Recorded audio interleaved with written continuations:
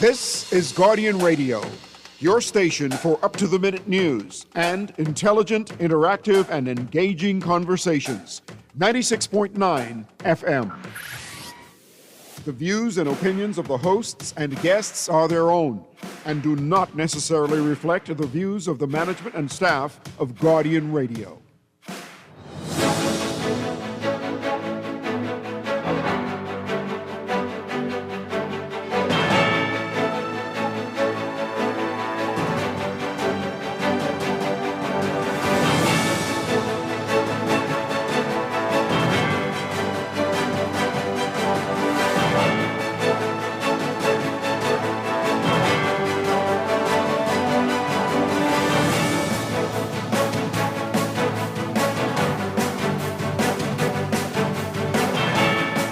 Good morning. The teen from that deadly crash charged with vehicular manslaughter. 64 struck in a shantytown demolished. And more reaction from residents and businesses after those hours-long power cuts over the weekend. It's all straight ahead this morning. I'm Dwight Strachan, and this is Morning Blend.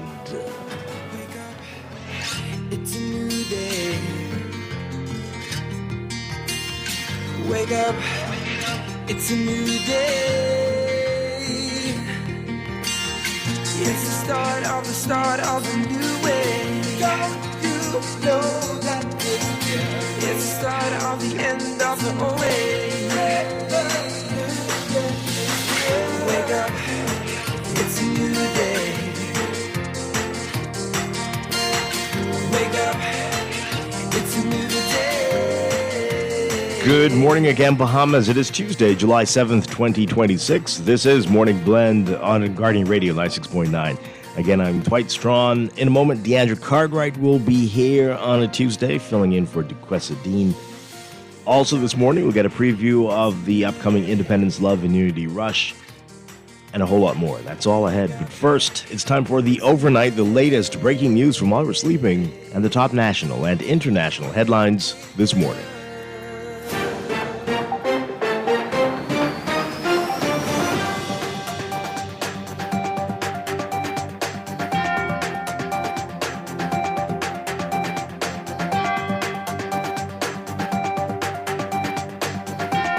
In the overnight, a teenager is facing a possible 10-year prison sentence following a crash on Shirley Street on June 28th that left 5 people dead.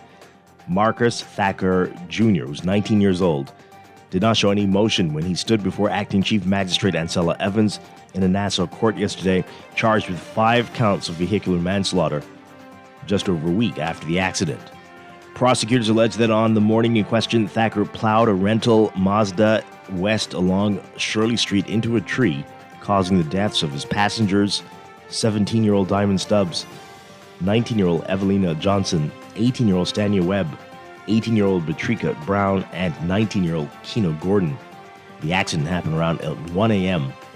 According to police, they reported that 3 of the young women died at the scene. 1 died hours later in the hospital. Gordon died in hospital several days later. There were 8 people in that small hatchback. Thacker was not required to enter pleas to the charges because he will be tried in the Supreme Court. He returns to court on October 22nd to receive a voluntary bill of indictment that will send the case to the Supreme Court. His bail was set at $30,000. His bail conditions require him to wear an ankle bracelet, keep a curfew, surrender his travel documents, and sign in weekly at the Carmichael Road Police Station. Thacker was also injured in the accident, and his mother told the court that he is awaiting surgery. His right arm was in a cast, and he wore a sling. His mother hugged him and cried before he was taken back to the court cells to wait for his bail to be signed. He'll be remanded to prison until his bail is approved.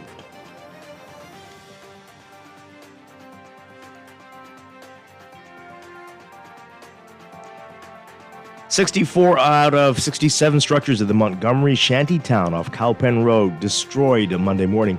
3 of the structures are under investigation because they have permits, but the authenticity of the permits must be verified, according to government officials. The leveling is expected to be completed by the end of the week. The head of the Unregulated Communities Action Task Force Superintendent Stephen Carey says that up until Sunday night, the task force urged residents to evacuate, but many of the residents saying they have nowhere to go now. Frequent power outages are putting additional strain on an already challenged public health care system. That's according to FNM Chairman Dr. Dwayne Sands. Sands telling the National Guardian that it's one thing to cope with existing challenges, but it's another thing to cope with serious challenges of electricity shortages. Sands, who's a cardiothoracic surgeon, says the operating room at the Princess Margaret Hospital has been down for weeks because of planned floor repairs. He says those repairs have been delayed because the air conditioner in the critical care unit has been impacted by the recent power outages. As summer temperatures increase electricity demand, power outages have become more frequent.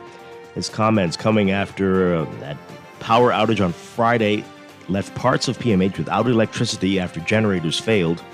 In a statement, the PHA, the Public Hospitals Authority, advised that the outage was affecting PMH's medical block, a dialysis unit, and that generators had malfunctioned.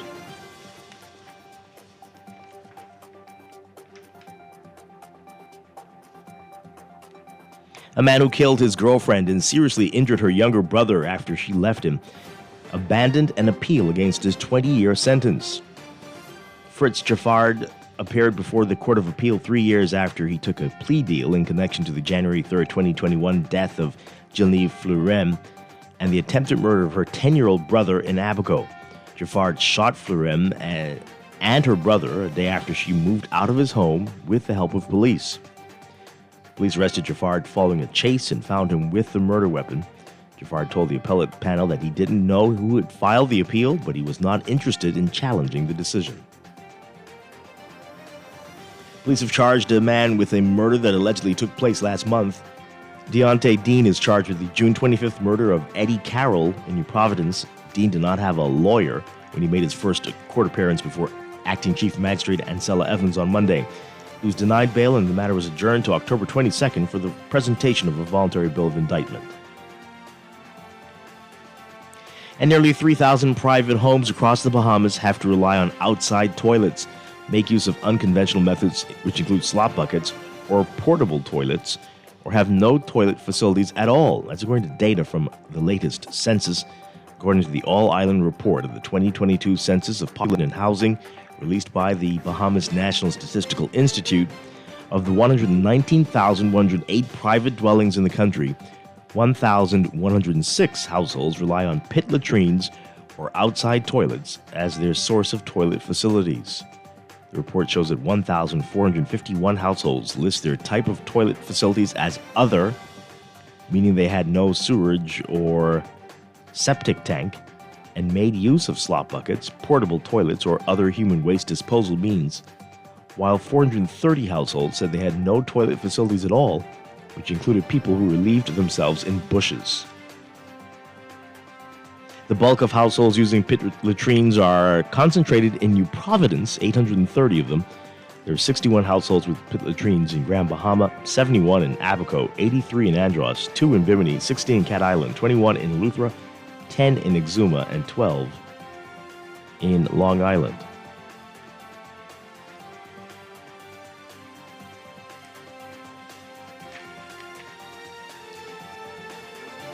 Overseas, explosions rocking Damascus today as France's president met with his Syrian counterpart in a landmark visit. Those explosions wounding at least 18 people. Emmanuel Macron was inside the presidential palace when the explosions happened, and Macron's office said that he was safe and that the meeting with Syrian President Ahmad al-Shara continued. A large plume of smoke could be seen from the site of the explosion near the Four Seasons Hotel, where Syrian media reported Macron was staying. Footage widely circulated on social media showed a van and a motorcycle on fire and bloodstains on the street in the area of a busy street near the headquarters of the Tourism Ministry and the Damascus National Museum. The explosions represent a challenge to the Syrian president, who came to power after leading an insurgency that ousted Bashar Assad in 2024 and ending the country's 14-year uprising turned civil war. Assad's dynasty ruled Syria with an iron fist for half a century.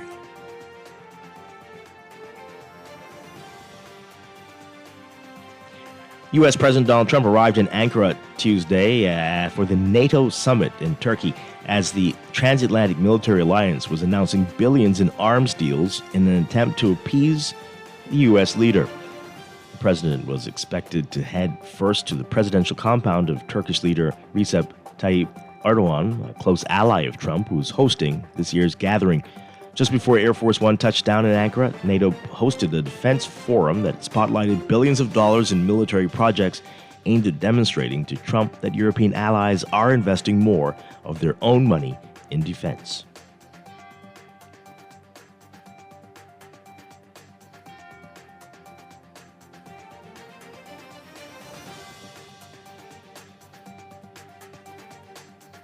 Five people killed and 12 others remain trapped after a landslide in northwestern China.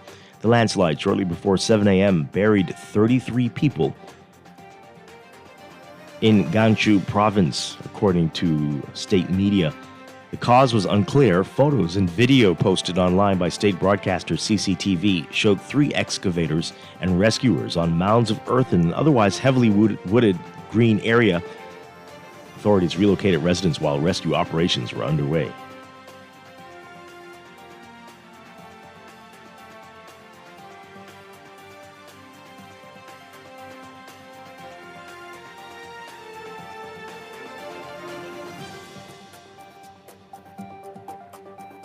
And an island-wide blackout hit Cuba on Monday as the country's fuel reserves dwindle and its electric grid continues to crumble.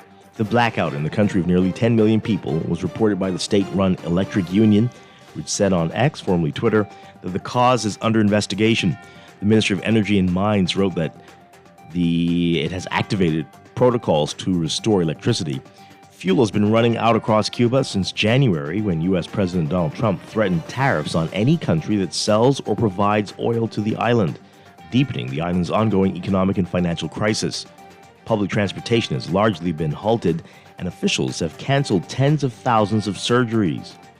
The energy minister said microsystems were already operating throughout Cuba a couple of hours after the outage. Meanwhile, Cuban President Miguel Diaz-Canel accused the U.S. of trying to incite social unrest by strangling Cuba's fuel supply.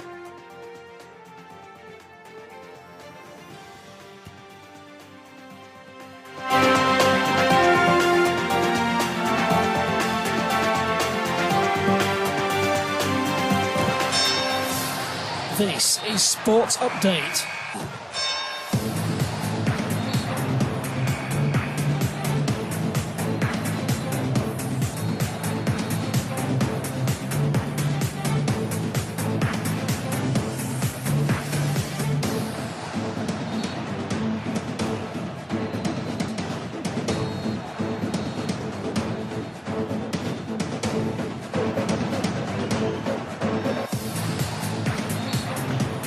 In sports, Team Bahamas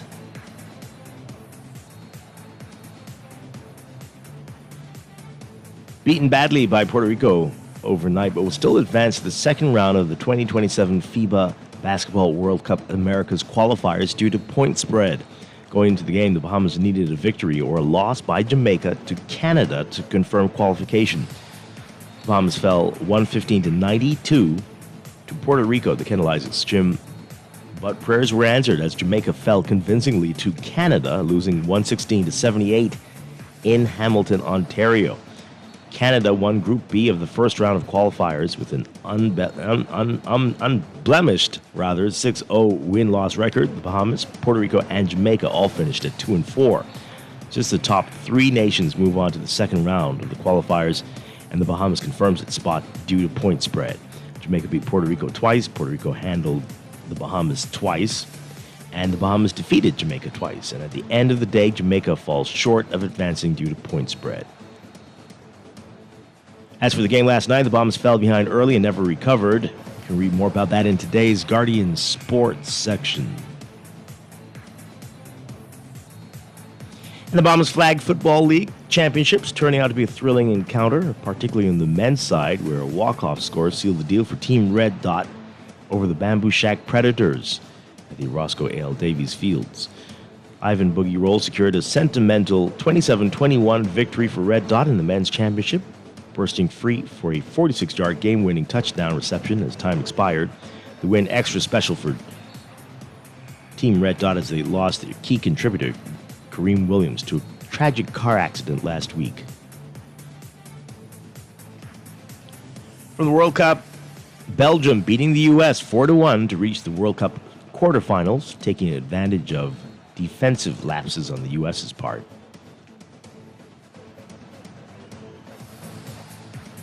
Meanwhile, U.S. President Donald Trump Monday taking credit for getting FIFA to review a red card issued against the United States star forward Folarin Balogun.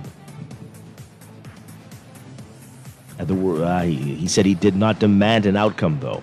Trump confirmed that he called FIFA President Gianni Infantino and asked for a second look at the punishment against Balogun in the United States' 2-0 win against Bosnia last week. But he said that FIFA made the final call to lift the mandatory one-game ban for foul tackle, allowing him to play in Monday's round of 16 match with Belgium.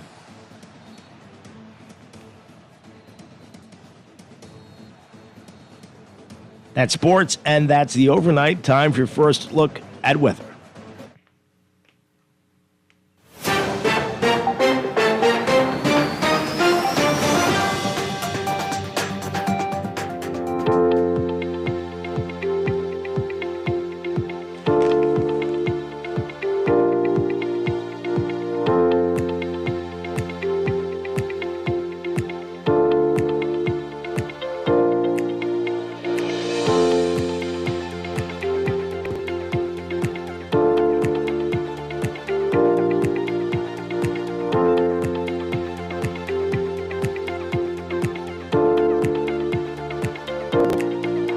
Your first look at weather brought to you by Star General. So we've got a near gale watch in effect for the waters south of Inagua. Near gale wind gusts are possible across the area tonight through tomorrow. Also have a heat advisory in effect for all areas in the Bahamas. And a dust advisory for the central and southeast Bahamas as well as the Turks and Caicos Islands.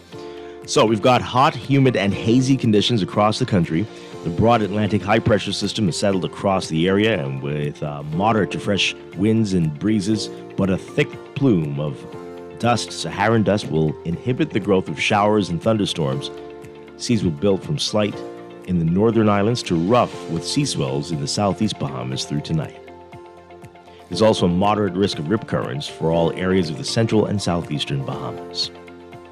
So your forecast for today, the northern half of the country looking at partly cloudy to hazy conditions, becoming fair tonight. A 20 to 40% chance of widely scattered showers and isolated thunderstorms for the extreme northern islands, and a 10 to 30% chance of isolated showers for the rest of the northwestern islands. Wind southeasterly at 10 to 15 knots. For the central Bahamas, hazy today with a mix of sun and clouds, turning fair tonight. A 10 to 20% chance of isolated showers and thunderstorms. Winds east to southeast at 15 to 20 knots, gusting at times. And for the southeastern islands, cloudy and hazy through tonight with a 10% chance of showers. Winds easterly at 15 to 25 knots with higher gusts. Temperatures today, we're looking at highs getting up to around 90, 91 Fahrenheit, 33 Celsius. But the heat index will make you feel like it's 104 Fahrenheit, 40 Celsius. Overnight lows tonight getting down to a warm 80, 81 Fahrenheit, 27 Celsius. That's your first look at weather this morning. We'll have an extended outlook and look at the tropics coming up in just a bit. This weather check brought to you by Star General Insurance, made simple. Wake up, it's a new day. Wake up, it's a new day. It's the start. You are listening to Morning Blend. When we come back, we're discussing the day's top stories right here on your home for fresh news and smart talk all day. Guardian Radio 96.9. Wake up, it's a new day. Wake up, it's a new day.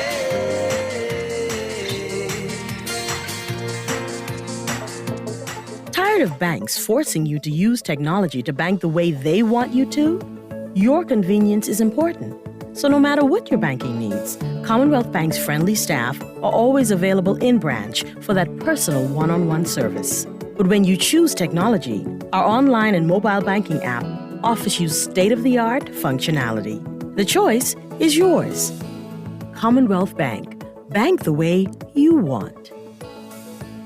Looking to elevate your gadget game or a tech trouble simply slowing you down? Escape to a world of innovation at Custom Computers, your go-to store for the latest cutting-edge tech. Whether you need to upgrade your life with the best from Apple and Windows or your device needs a little TLC, the Custom Computers Know-How Store is the destination for unbeatable expertise and quality repairs. With 2 convenient locations, there's a Custom Computers near you on Patton Street in Palmdale and Caves Village, or call 396-1100. Southwest Plaza has so many stores, I've been trying to find a sensible way to list them all. There's CBS Bahamas, the Ashai Institute, BENC Snack World, Bamboo Shack Bahamas. There the Athlete's Foot and BTC, Games and More, John Bull Fine Threads, Alive, Bahari, Dairy Queen, 700 Wines and Spirits, Sandy's Clarkson Island Luck, Starbucks and Lowe's Pharmacy, plus Marco's Pizza and Lorraine. Southwest Plaza, what a wide array of stores. Southwest Plaza, stop by today and explore. Progressive Jackpot is on fire at Everybody Wins Live. First, a player won over $20,000 in cash. Then, another player took home over $30,000 in cash. That's more than $50,000 in jackpot winnings already. Now, the jackpot has reset and is growing again. With a minimum $10 bet, you could be eligible for the next big win. Lottery, casino, and sportsbook. Only at Everybody Wins Live, where winnings live. Mic drop. Get ready to experience the sights, sounds, and flavors of Bahamian culture with the return of Gombe Summer Festival across the islands of the Bahamas. Follow Tourism Today Bahamas for festival dates and the latest updates. The road to Gombe starts now. Yes, we go and go. Yes, we go and go. Come, let's spend that day. Everybody say, we go and go. Come, let's go Gombe. Tired of banks forcing you to use technology to bank the way they want you to? Your convenience is important. So no matter what your banking needs, Commonwealth Bank's friendly staff are always available in branch for that personal one-on-one service. But when you choose technology, our online and mobile banking app offers you state-of-the-art functionality. The choice is yours. Commonwealth Bank. Bank the way you want. Every day in a busy world, we have to do so much. Bank with CIBC and get that personal touch. Share your ambitions, let us help your dreams come true. At CIBC, you're at the heart of all we do. We're on your side, we're listening, we know the way you feel. CIBC, ambitions made real. Are you a tourism business owner or ready to become one? At the Tourism Development Corporation, we work with tourism entrepreneurs at every stage, turning ideas into thriving businesses and helping existing ones grow. From business development support and funding opportunities to targeted initiatives and strategic partnerships, we're here to help you take that next step. Build your future in tourism with the Tourism Development Corporation. Visit tdcbahamas.com to learn more. Cool. I just paid my insurance premium online. That is cool. But how about an insurance portal that does that and more? NUA Insurance Agents and Brokers gives you access to a full-service insurance portal where you can get an instant quote, renew, pay, and manage your documents. All fully online. With NUA, you have so much more than just a payment portal. You have a complete insurance portal. Start now with an instant quote at nuainsurance.com. Come, let's celebrate the Bahamas' independence. Stop by Janae's Uniform Center and get 30% off selected Independence Polo items. Get an additional 10% volume discount for 30 or more pieces. Net items excluded. The net items, Janae's unique limited edition Independence tees. Don't forget the black, gold, and aquamarine ribbons in various sizes to decorate the home or office. Visit Janae's Chesapeake Road or text the Janae's digital team at 817-3295 or email sales@janae's.com or www.janae's.com. Happy Independence, Bahamas, from Janae's. Pray, relax your mind. Every day in a busy world, we have to do so much.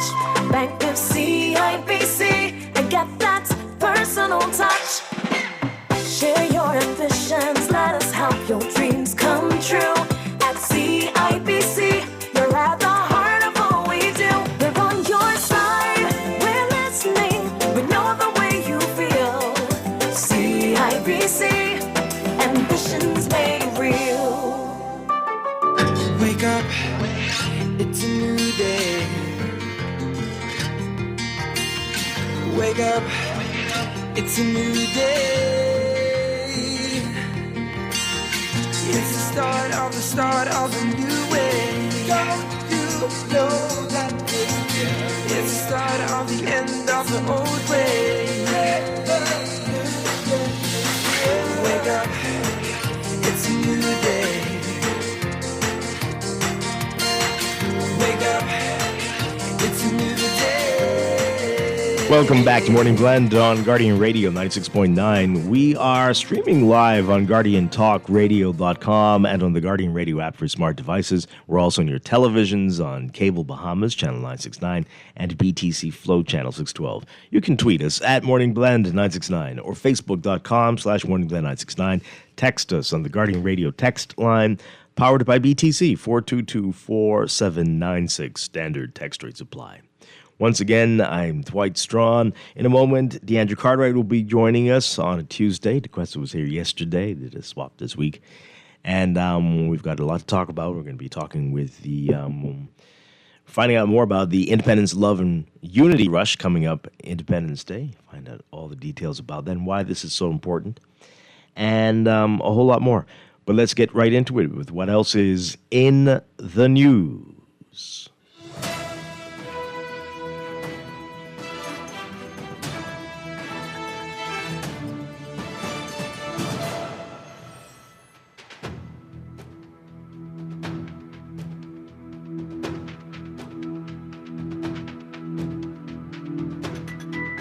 So we have a lot to talk about in the news. With that big headline, the NASA Guardian teen charged in relation to that deadly crash more than a week ago. We'll get to that in a bit.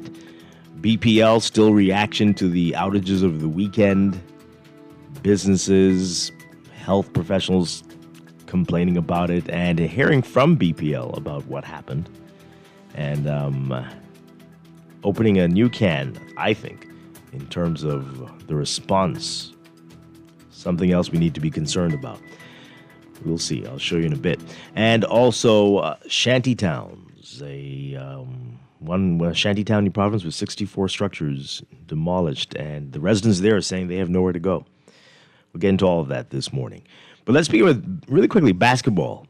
And FIBA, the International Basketball Federation, and the World Cup Americas qualifiers were going on here in Jamaica. The Bahamas played Jamaica on Friday and played Puerto Rico last night. The Bahamas getting beat by Puerto Rico, 115-92, but still qualifying for the second round. It's like FIFA. It's the first round of the World Cup. Just did it make any sense? I mean, if you're a soccer fan, I guess you get it. But the points and who got and the spread, yeah. So that determines who moves on. And thankfully, the Bahamas moves on. But it was a rough night. 115-192. And Valdez, our NBA players, two of them, had a rough night. Valdez VJ Edgecombe scored well, but he was ejected. Ejected after arguing with the refs over a foul call. And then Buddy Hield was injured. So hopefully it won't be a very serious injury. But that happened late in the game, and perhaps that sealed the fate of Team Bahamas. But thankfully, again, they move on to the second round. More on that in today's Guardian Sports section. So congratulations to them. And apparently a good turnout for both nights. So that's good that we showed up.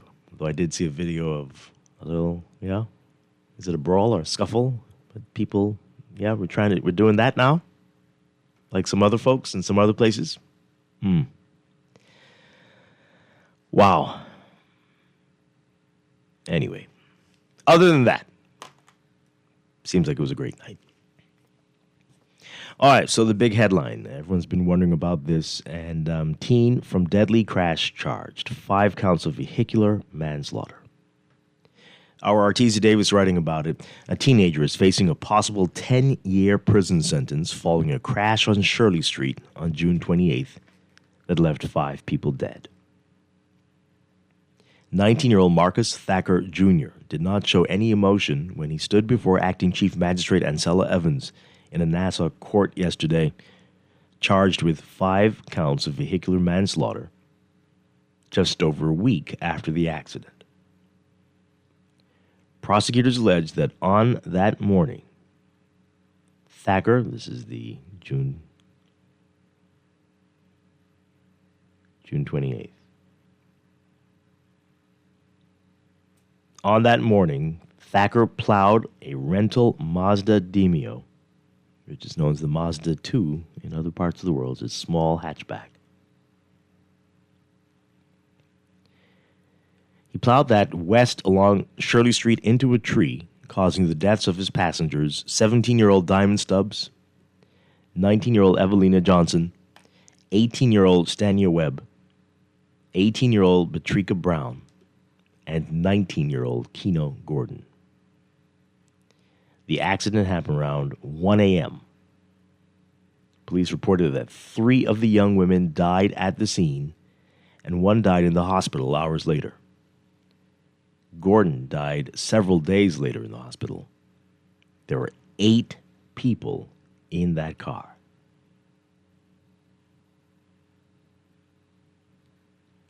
Thacker was not required to enter pleas to the charges because he will be tried in the Supreme Court. He returns to court on October 22nd to receive a voluntary bill of indictment that will send the case to the Superior Court. His bail was set at $30,000.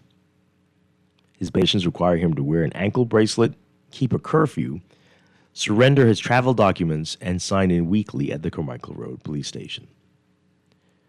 Thacker was also injured in the accident, and his mother told the court that he is awaiting surgery. His right forearm was in a cast, and he wore a sling.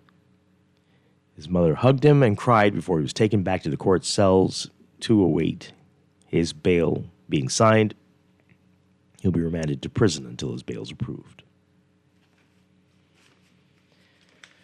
Wow. So it's going to court, but let's get some of your reaction. I mean, there's not much we can talk about here, but let's get some of your reaction to this. Give us a call, 323-6232, 325-4316, 325-4259. Call us toll free, 242-300-5720. And forgive my voice today.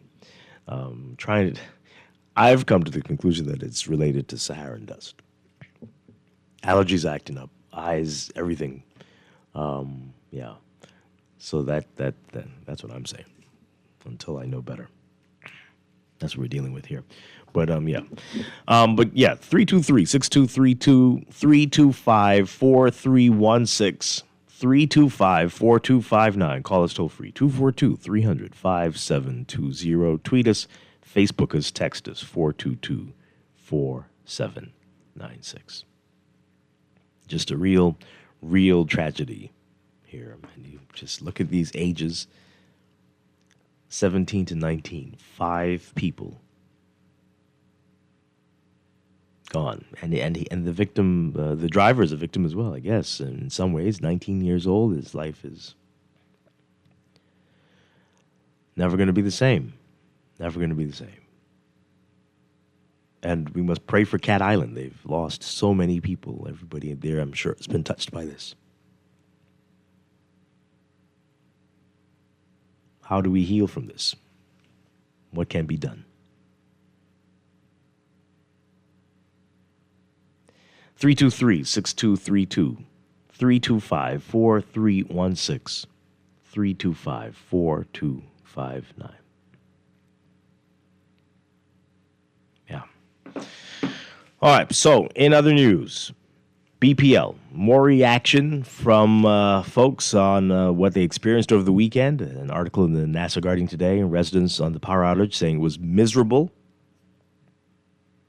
People out for 12 hours, some more. And just wondering how and why this would happen.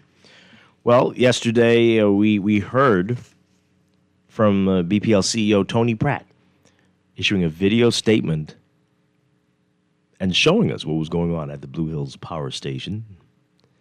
Take a listen carefully to what she's saying in this. Residents in New Providence who were impacted by the prolonged outage on Sunday. It was as a result of an explosion that occurred at our We at BPL would like to apologize to all of the residents in New Providence who were impacted by the prolonged outage on Sunday. It was as a result of an explosion that occurred at our primary substation located at the Blue Hills Power Plant. We understand how a prolonged outage can be disruptive to your day-to-day lives, and we are truly sorry for the inconvenience caused. We understand the frustration that occurs with being without electricity for an extended period of time. And what I would like to do is share what happened, what we've done, and where we are now. Shortly after 10 a.m. yesterday morning, there was an explosion that occurred in the 33 kV switchgear cab at the Blue Hills Power Station. What this does is, this is the export point of energy from Blue Hills to the surrounding communities. When the explosion occurred, it caused damage to the bus bar, which is where the energy is stored before it's exported. We were not able to send any power from the Blue Hills Power Station at that time until that portion of the bus bar could be isolated, the switchgear isolated. And of course, we expect our teams to work as quickly as they can to restore supply, but we also have to ensure safety. That is our first priority. So once it was deemed safe for the teams to go in and do their inspections, to figure out exactly what happened, what the extent of the damages were, then we were able to start our repairs. Now,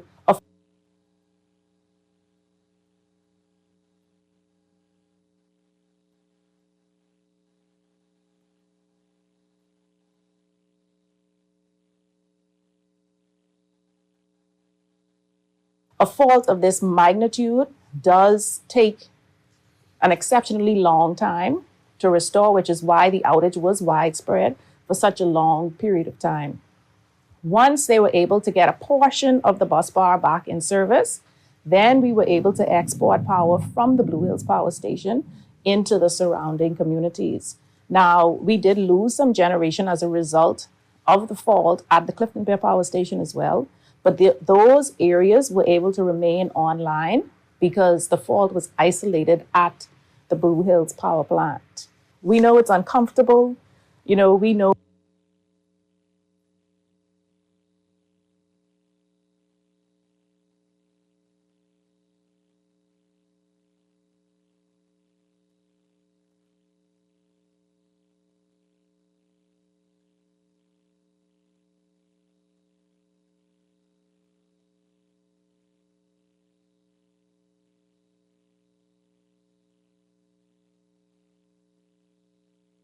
All right, so we're having some issues playing all of that, but you get the gist of it. So this is very important, folks. So the issue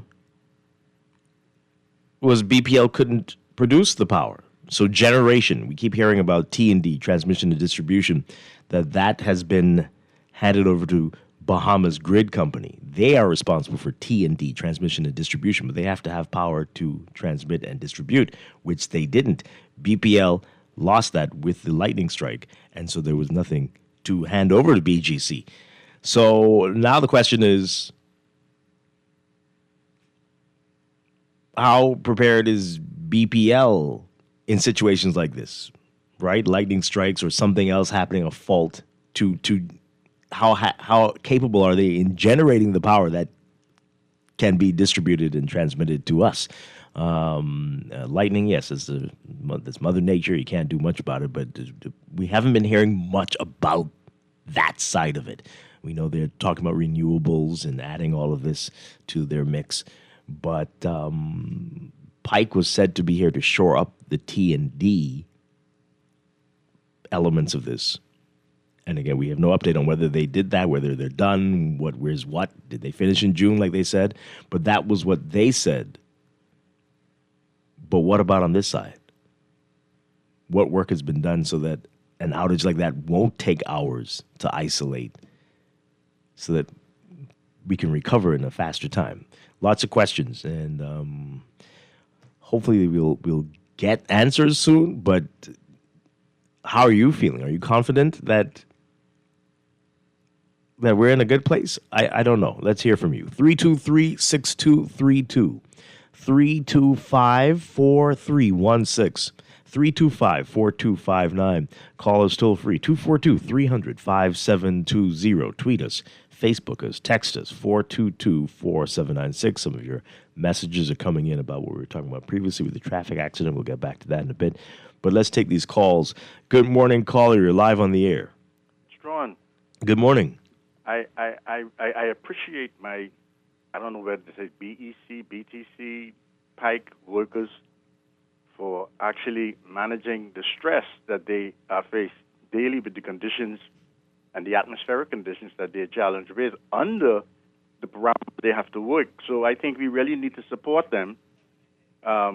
Most people like to blame, but an act of God is an act of God. And when men can respond to what God does, well, I think they're powerful men. So I support my beep. I don't know which is it. It would have been so easy if it just been one company. Well, definitely BPL. Thank you. Okay, BPL well, it is. I mean, I don't think anyone's not supporting them. People are angry and have lots of questions, and are wondering whether that, yes, an explosion sounds terrible. We saw the videos. It didn't look good, but should it have taken that long? Is that reasonable? Is that unreasonable to have taken that long to resolve the issue? Yeah, well, that's a question. But Dwight, you need to really be thankful for the Saharan dust because your voice sounds more refined. Oh, wow. Oh, my gosh. So. Well, I don't know how to take that. Well, take it the way I gave it. Okay. I so can hear more. When more we trouble. By September, I'll be the annoying voice guy in the morning. Well, that's to be. Or less refined. Sorry. Yeah. But Dwight, we really need to be looking at the conditions of these roads and see who's responsible for that too. Well, that's a whole other show. Anyway, Yeah. thanks for taking my call. Thanks a lot. Appreciate it. Continue to call in 323-6232, 325-4316, 325-4259. Call us toll free 242-300-5720. Tweet us, Facebook us, text us 422-4796. Okay, Deandra Cartwright joining us. Good morning, Deandra. Great to have you with us on a Tuesday. Good morning, Dwight. This feels strange. Yeah. Oh, my. All right, so more text messages coming. This person says, no compensation, no credit. Why is she wearing a hard hat inside? Well, she was in the plant. I had the same question, Dwight. About credit? Yeah, I mean, compensation. you didn't use any electricity, so you saved some money. So this is my thing. On the back end of essentially what appears to be the doubling of everybody's bills, because almost everyone I've talked to has said that their bill has either doubled or tripled, that there was some significant increase. Literally on the heels of receiving it a month late, essentially a month late, something like this happens. And again, if it's no fault of the workers, and cheers to all of them, honestly, for getting us back online. I hear isolation. I hear things about a bar. I'm not in that field, so I don't know the terminology. But I just wonder, if you isolated a particular issue, right? Is it that in order to fix it, do you have to wait till the energy, it de-energizes because that was a storage unit?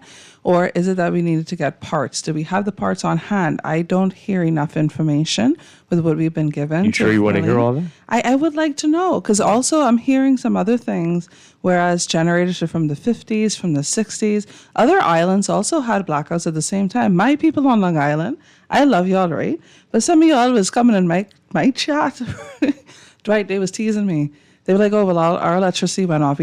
Ours were off at the same time on Providence on Long Island. Mm-hmm. Theirs came up, and then they were like, well, at least our own came back on. I feel so sorry for you, on New Providence. Wow. I was like, powerful. Well, what's more powerful than that? We have multiple blackouts in the country on different islands? No, there were people on New Providence who had no idea what was going on on Oh, Sunday. you mean like that was on? Yeah, they were on, and they like, what? Power was out for 13 hours. What? What are you doing? So what? A Like, friend what? of mine, her electricity just came on yesterday evening. I'm sorry, after 6. From the 10 a.m. Sunday thing. She was counting the hours. I was like, y'all can't be serious. Which area was that? Blue Hill Road South, I think. I'm like, I just don't understand. But again, no, I want to know. I want to know, what about those new generators? Are they working? Are they not working? Do they need to be replaced? Are we still operating with the 50s and 60s generators here and on the islands? Like, what is the exact situation? Well, again, the explosion caused some damage. So what caused the explosion? Lightning. Okay. The lightning strike. The strike caused the explosion. Okay. The lightning strike causes that.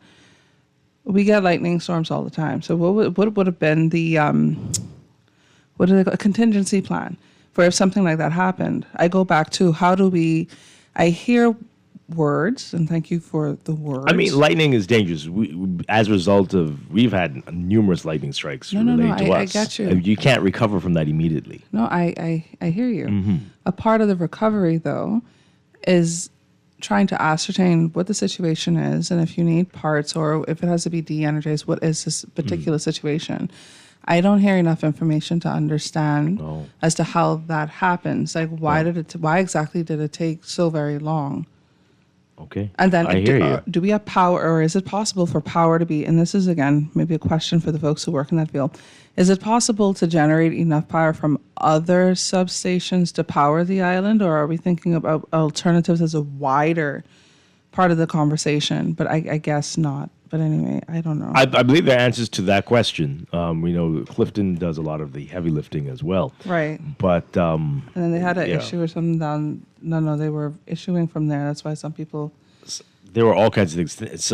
Relying on something else caused something to trip, but we'd heard. No, that's what I'm saying. It's like, I'm trying to. Okay. I don't know if you really want to hear all of that. I guess some people will. Maybe. I just want to understand a little bit better. Again, lightning struck.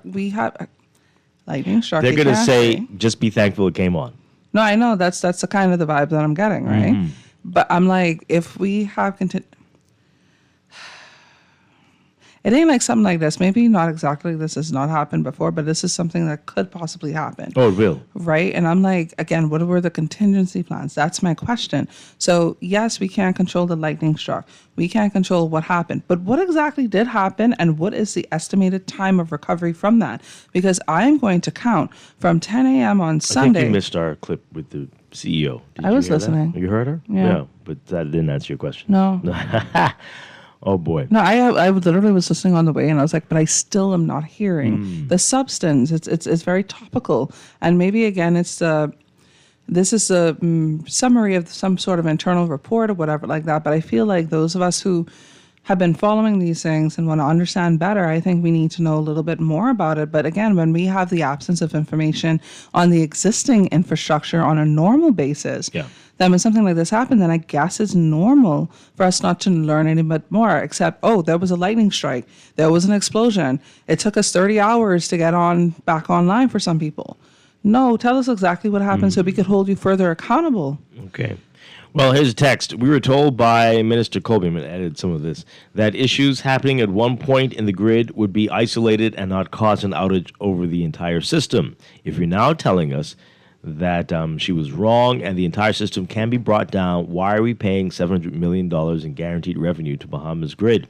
It does not matter where the lightning strike happened. You failed in the mandate of reliability resiliency that you used to sell this deal.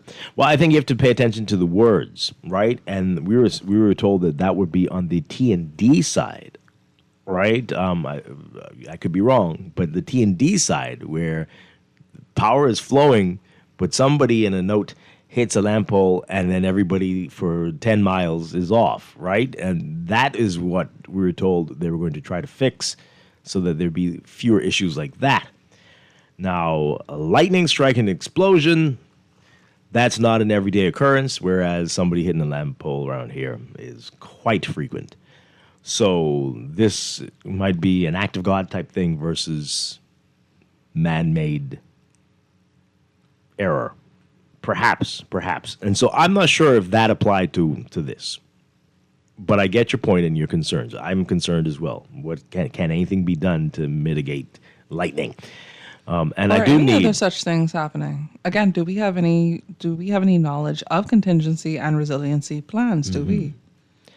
Again, For all the money that we pay. I mean, explosion is a serious word. No, I hear you. That's not a, Okay, so I guess I go back to, and maybe I'm simplifying it too much. If you have that issue at one station, right, can the other station really absorb that? Are we considering, or have we been considering building another one? Things like that. I mean, again, I don't hear what I need to. I don't, but I suspect you're not going to like the answers they have right now, I suspect, based on what happened. I got my theories, and I ain't want to verbalize them, because, This person says here, please ask BPL and, I don't know what this is. Who's this? Okay, to spell for us the word redundancy, and can they use it in a sentence? Okay. Well, one thing, though, I'll get back to this a bit. I need everybody, this is very important, to learn how to spell lightning. It's very important. This is an age-old problem for this country. Uh-huh. And the word they're using is a word, but is not what you're referring to. Lightening is what a lot of people do around here with their skin, using products to bleach. Mm-hmm. Right? So BPL did not have a lightning strike. It was lightning. No E. So spell it no out. E. Right. Spell it out. Lightning. Mhm. Lightning. Now No E. Okay, now use it in a sentence. BPL had lightning strike. Mm-hmm. Are there any other synonyms? But not a lightning strike. It's possible if they run out of products. And by the other day, somebody people was can have a asking me lightning strike. about a spelling. I think it was a press release or something I was writing, right? Mm-hmm.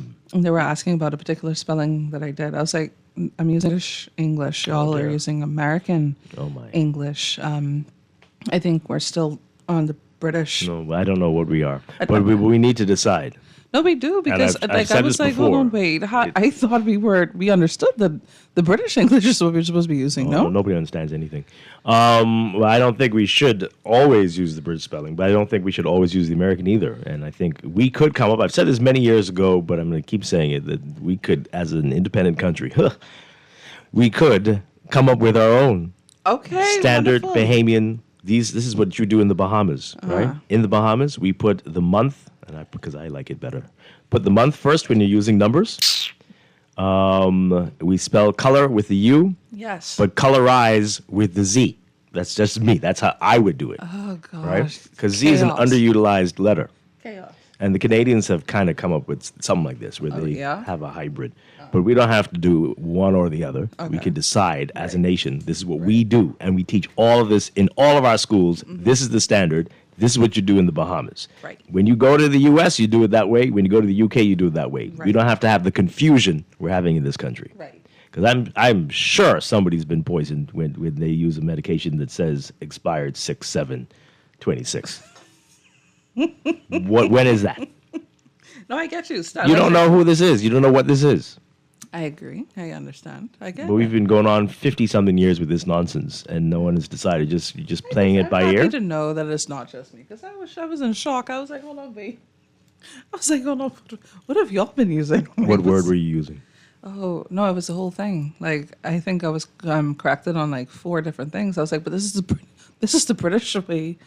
This is what I was Too many taught. letters often with the British. It's just unnecessary No, letters. I literally think it was just like you said, the S and the Z. So you and like then the program U. with 2 extra letters? Yes. It's ridiculous. Leave me alone. Doesn't make any sense. What do you mean? Doesn't make any sense. No, oh gosh. Makes no sense. So program without it is the verb. With it is the noun. What is going on? That's just the interpretation. That is what the Although that is license is chaos around here. But I think so. I Yeah. agree. I But agree. I agree with to license. The verb should be spelled differently from a license. See, that's what I'm saying. You say I But, can I mean, we modify. could- You say I again, can modify, so I we modify. need to come to a standard. This is the agreement. So everybody get together, the English teachers, the lawmaker, everybody sit down and say, this is what we're going to do. Have the public come and debate and say, yeah, we agree. Oh. Right? Yeah. Because You know how chaotic it is. I think the Guardian uses American standard spellings. Oh. So if So he's if your American. boat sank in the harbor near Harbor Island, you know how crazy that is. How many different spellings you have, and some people, it's madness. Let's take this call. Caller, good morning. You're on the air. Yes, good morning to Dwight. Good morning to DeAndre. Hi, good morning. Yeah, Dwight, I'm an old school, 64 born, so I use Z, all right? I don't even be hurting my head about the S, because when I first started to see the S appearing, I started to get mad, just like how the word suspect is being replaced with the adjective suspicious. I don't follow it up like that. It's all a construct. You got to explain that one to me. I like to add on to the word construct, but I can't do it on air, right? What you mean suspect is being replaced with But I suspicious? just want to make a comment as related to BP Hell, right? I don't know if anybody had noticed, but I think Baintown was one of the first places to get the current on, and so I had passed heading west on Poinciana, right?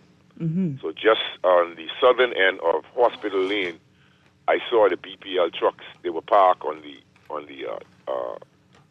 just before you reach the red light on Blue Road.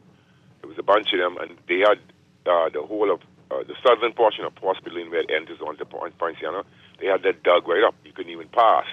So that was BPL. So I don't know what they was doing there, but it seems to have been an emergency because it was a good amount of them there working, and so I don't know if that had anything to do with it. They're saying lightning strikes, but I saw a form of urgency to deal with some wiring or something that was right there. The trench looked about maybe 30 feet long or whatever. I don't know how long it was. I didn't look at it that much, but I just thought people would notice that. So maybe they could explain that. If it was a lightning strike, why would they have to dig up the road? The whole road was dug up. So I just have a good day. Okay. Well, there's a lot of different things going on. That could A have been something whole else. lot. Yeah. There could have been something else going on. Yeah. Definitely. If I thought about 'Cause that, that might have been what caused the outage on Friday or Saturday or yesterday. So See, there's all kinds of multiples. things going on. Multiples. Who knows? guys, multiples. People will probably offer different reasons on Sunday. You don't want to. You don't want to know how complicated this is. I'm sure. Is it? Yeah. Okay. Who knows? Who knows? Caller. See, I don't want to know. That's what you're telling me. I don't want to know. I don't think you do. Your head will hurt. It will. It will. Okay. Let's take another call. Good morning, call. You're on the air. Hi. Good morning. Are you there? Hello. Hi. Good morning. Yes, I'm trying to reach Mr. Morning. I'm trying to reach Mr. You're live on the air. You're live on the air. Yes. Good morning, Dwight. Hi. I don't call often, but I'm trying to. I don't know exactly what happened the other day with the light, but I'm trying to explain something. I'm an ex-employee at BPL. I am familiar. First and foremost, you cannot prepare for a lightning strike. Right. You cannot prepare for that. I'll give you a little simple example of when you run up a generator. On the generator end, there's something called an exciter. You have 3 cables running from the exciter to a step-up transformer. The voltage come off the exciter end at 13.8 kV. It is stepped up onto the 33 kV bus bar, and that is where they're talking about that get hit. The 33 kV bus bar. A bus bar is, for example, that's like a copper conductor that where switch gears are connected. So if you have a hit on that, like what I understand was, Any Street was one of the feeders that were really hit. That's a major feeder. And many times you have a 33 kV feeder hit. You could have what they call a browned out or a blackout. A blackout is when the whole entire island is out. A brownout is when most of the island is out. So what I'm getting is we had a brownout. Most of the island were off. But when you have an extensive damage like that, it's just not only concentrated in that one area. Sometimes it affects other areas, like a cascading effect. So what they have to do is they have to do proper investigation of the whole island, basically, the substations and everything. They have to clear all the boards. In other words, they have to take off all the 7.2 kV, open them feeders, take off the 11 feeders, 11 kV feeders, and open up all 33 kV feeders. They clear the board, that's what they call it. I was a senior manager at BPL. I'm not making an excuse because I don't know the extent of what happened, but I am familiar because I worked these things before. I've been to BPL for more than 37 years as a senior manager. Sometimes the public do not understand what BPL is doing. And one of the things is I always, as an ex-employee, BPL don't explain themselves properly to the public, and that is why they don't understand what is going on. That job is a serious and a dangerous job. Every day I go to work for 37 years, I pray that I make it out alive. Electricity is not nothing to play with. But once you have a lightning strike that you don't make no preparation for, you got to check out thoroughly the extent of the damage because it has to do with your safety and your life. And people who wait to this, the lines from outside, you also have people who wait to the power station. Everybody has to be safe. Before they close another feeder and put you back on, they have to make sure everything is properly checked. Everything is good to go. Whatever needs to be repaired, they're repaired. I'm just trying to explain, like I say, I'm not trying to make an excuse for what is going on, but like I say, sometimes the Bahamian public, they don't understand how you have to be so thorough when you're dealing with people's life and you're dealing with electricity and what they have to do and what they have to go through. Sometimes they don't have the things that they need, some of the things they have to do to get our light back on. I am a part of it because I said, one day I know what I'm talking about. I just wanted to mention that, so thanks for your time. Thank you so much. Thank really you. appreciate that. Thank you. Thank you. Thank you for your service as well. DeAndre, I hope you that heard helped some of a that. lot. Yeah? Like, see, now I'm hearing the technical, but it's broken down in a way that I can follow properly. Okay. But just a little extra detail. So I was like, okay. Well, you might get some more soon. We're getting this. This is an early morning statement from the Minister of Energy, Utilities, and Aviation, Jo Beth Colby Davis. When we get back from news, we're going to read this in its entirety. But she's also saying that on Thursday at 11 a.m. at the Office of the Prime Minister, she's going to provide a comprehensive update on the work underway to strengthen the energy sector, improve reliability, support grid resilience, and move the country towards a more stable and affordable electricity system. But we'll get to the statement after the news, yeah? All right, let's see. This is cutting it close. I don't think we can take that call. But we're going to leave that there. We're going to come back, pick this up, get to the other calls, get to the text messages, and get to the statement. A whole lot more Morning Blend to come to on this Tuesday before Independence Day. Independence morning. Sure. This is Morning Blend on Guardian Radio 96.9. Stay with us, folks.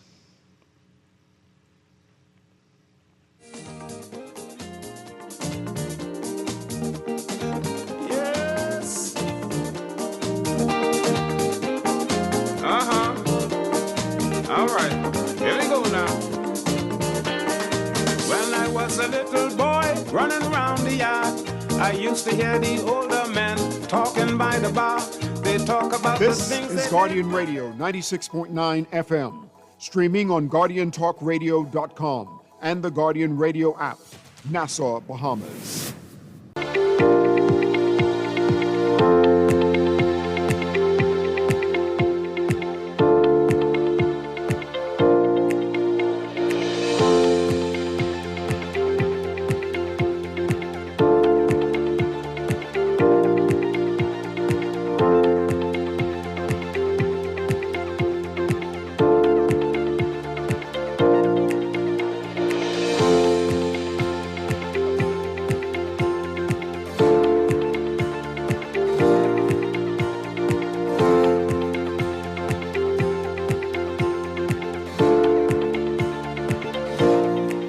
Welcome back to Morning Blend on Guardian Radio 96.9. We are streaming live on GuardianTalkRadio.com and on the Guardian Radio app for smart devices.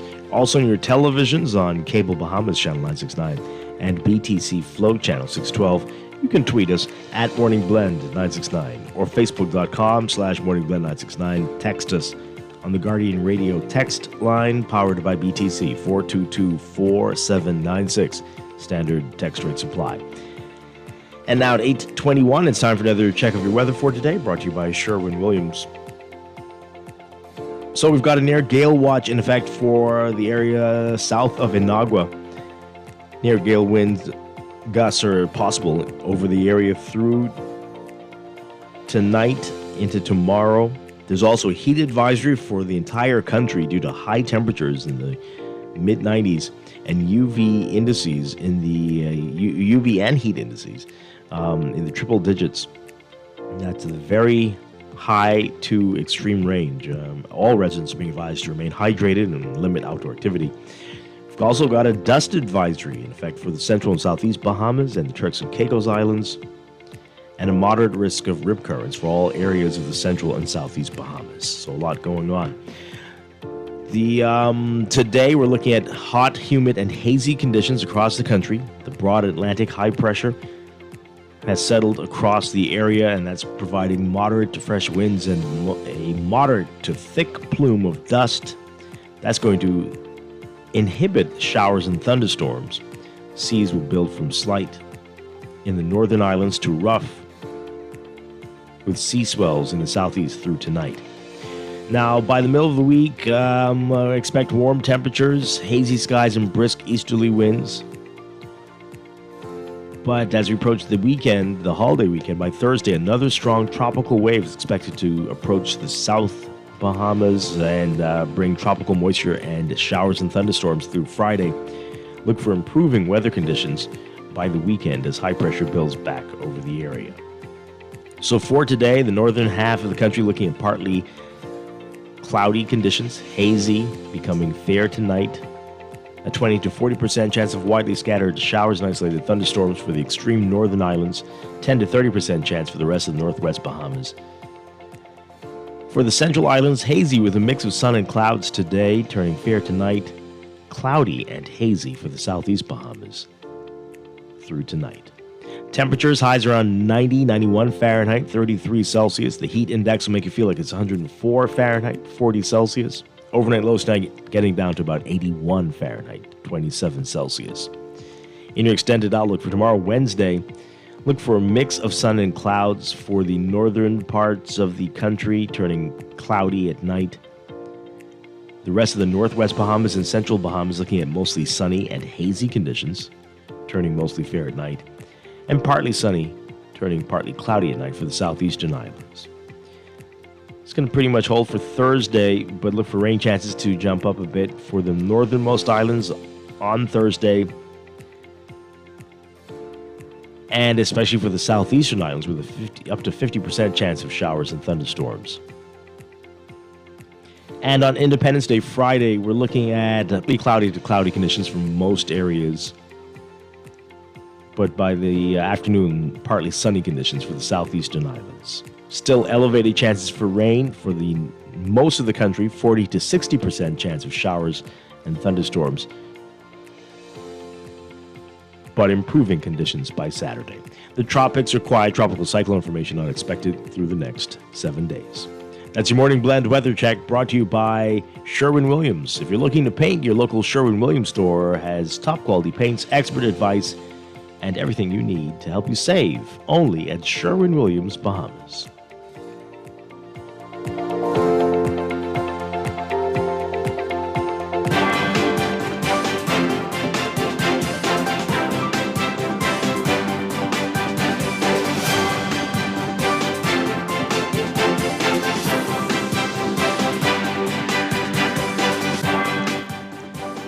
And at 8:25, time for a check of traffic, brought to you by NUA Insurance Agents and Brokers.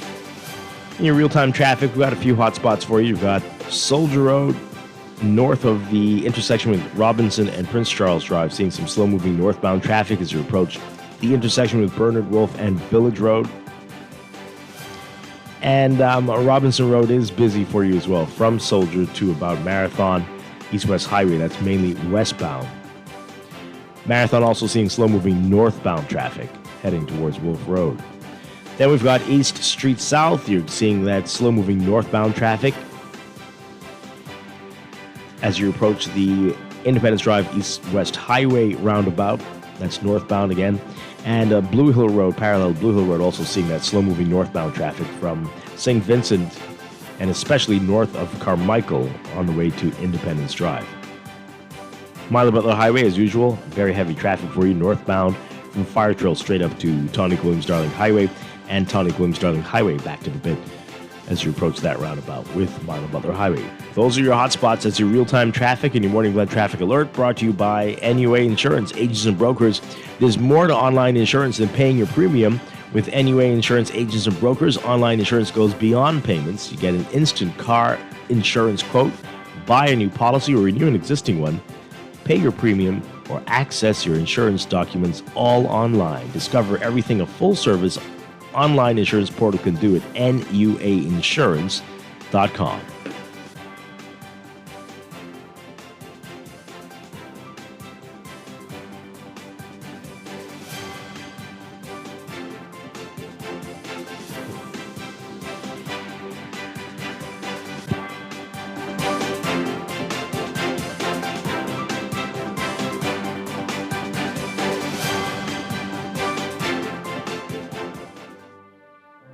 This independent moment is brought to you by The Perfume Bar, New Life, Brass and Leather, Commonwealth Brewery Limited, Thompson Trading, distributors of Easy Off, Beyond Flags, and the Nassau Guardian Media Group.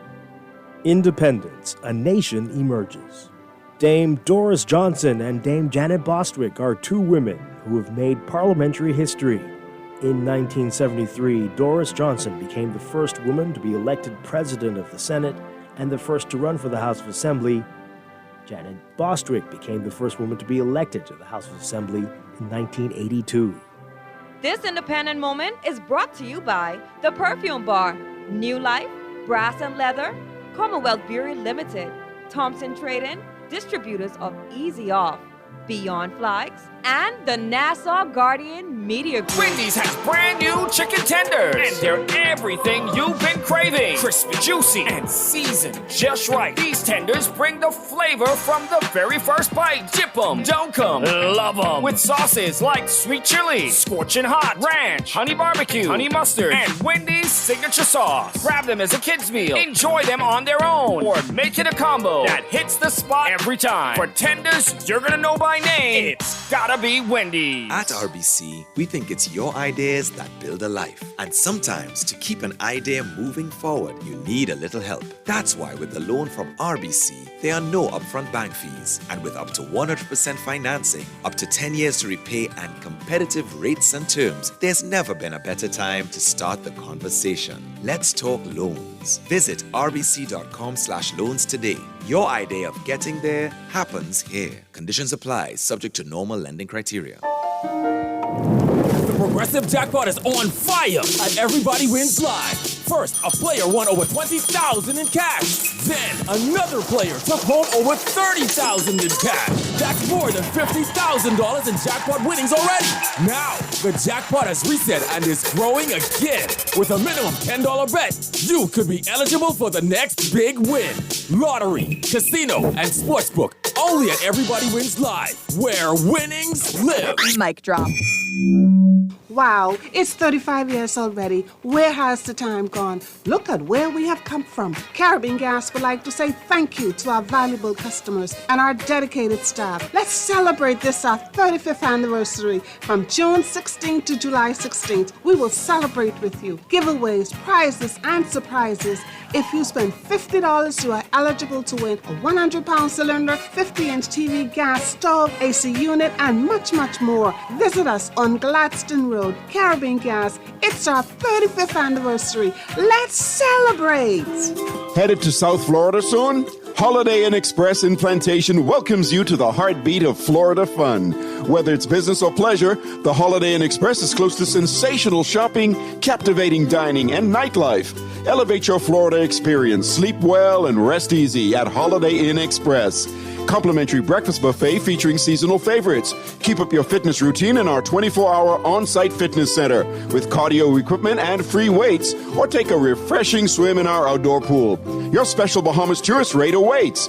Holiday Inn Express, 1701 North University Drive, in Plantation. Book your getaway now. Call directly at 954-472-5600 or the sales department for reservations and additional information.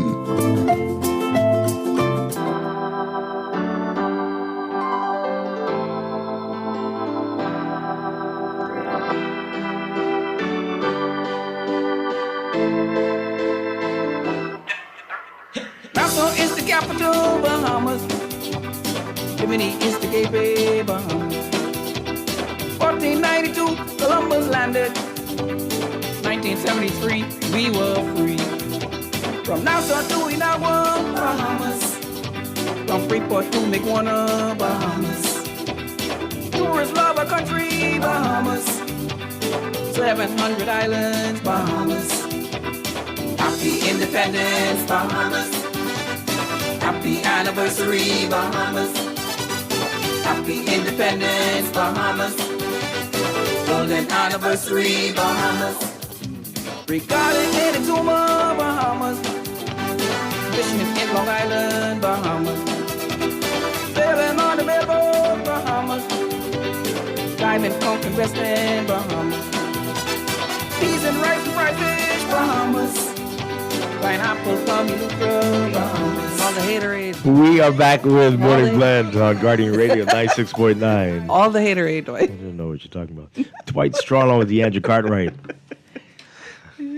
Coming up in a few minutes, we're going to be talking about the upcoming Independence, Love, and Unity Rush. All the details about that, everything you need to know about that. In just a few minutes. We continue, though, with what we've talked about in the news, a lot that we've been talking about so far, and more to come. But we're talking about the teen who's been charged now with vehicular manslaughter for 5 people. Sorry. He could potentially get 10 years if he's found guilty. For 5 lives. 5.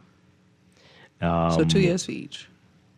Well, I don't know if that's how it works, but we've been talking about that, getting your reaction to it. Some of you texted in your responses. We'll get to those in a bit, but also talking about BPL and the massive outage on Sunday for New Providence, but other islands were off as well, as we mentioned. And now a statement from the Minister of Energy, just released this morning, it seems. Bum, bum, bum, bum. So let's read that. We played for you earlier what the CEO had to say, Tony Pratt had to say yesterday in a video message. But now this message from the minister, Jo Beth Kobe Davis. Okay, so let's read this. So under the title, Ensuring Energy Supply is Reliable, Sustainable, and Affordable remains the ministry's top priority. This is the Ministry of Energy, Utilities, and Aviation. So, the recent power outages across New Providence caused serious hardship for residents, families, businesses, medical facilities, and public services. I recognize the disruption that many Bahamians experienced, and I understand the frustration that has followed. Over the weekend, Bahamas Power and Light advised that severe weather and intense lightning triggered a major fault at the Blue Hills Power Station. That fault contributed to widespread outages and an unstable power supply across New Providence. BPL's technical teams worked throughout the day and into the early morning hours to restore service and stabilize the system. Throughout that period, I remained in close contact with BPL's leadership and technical personnel as restoration efforts continued. My immediate priority was to ensure that every available resource was directed toward restoring power safely and as safely and as quickly as possible. I also recognize that during an event of this scale, restoration must be matched by clear and consistent communication. Oh, okay. When residents are without electricity, public information becomes part of the response. I've made clear to BPL that updates during major service disruptions must be faster, clearer, and more regular. The public has raised fair questions. Bahamians want to know why this incident had such a wide impact. They want to know why the system remains vulnerable. They want to know what work is being done to strengthen the grid. They want to know when they will feel greater reliability in their homes and businesses. These questions deserve answers.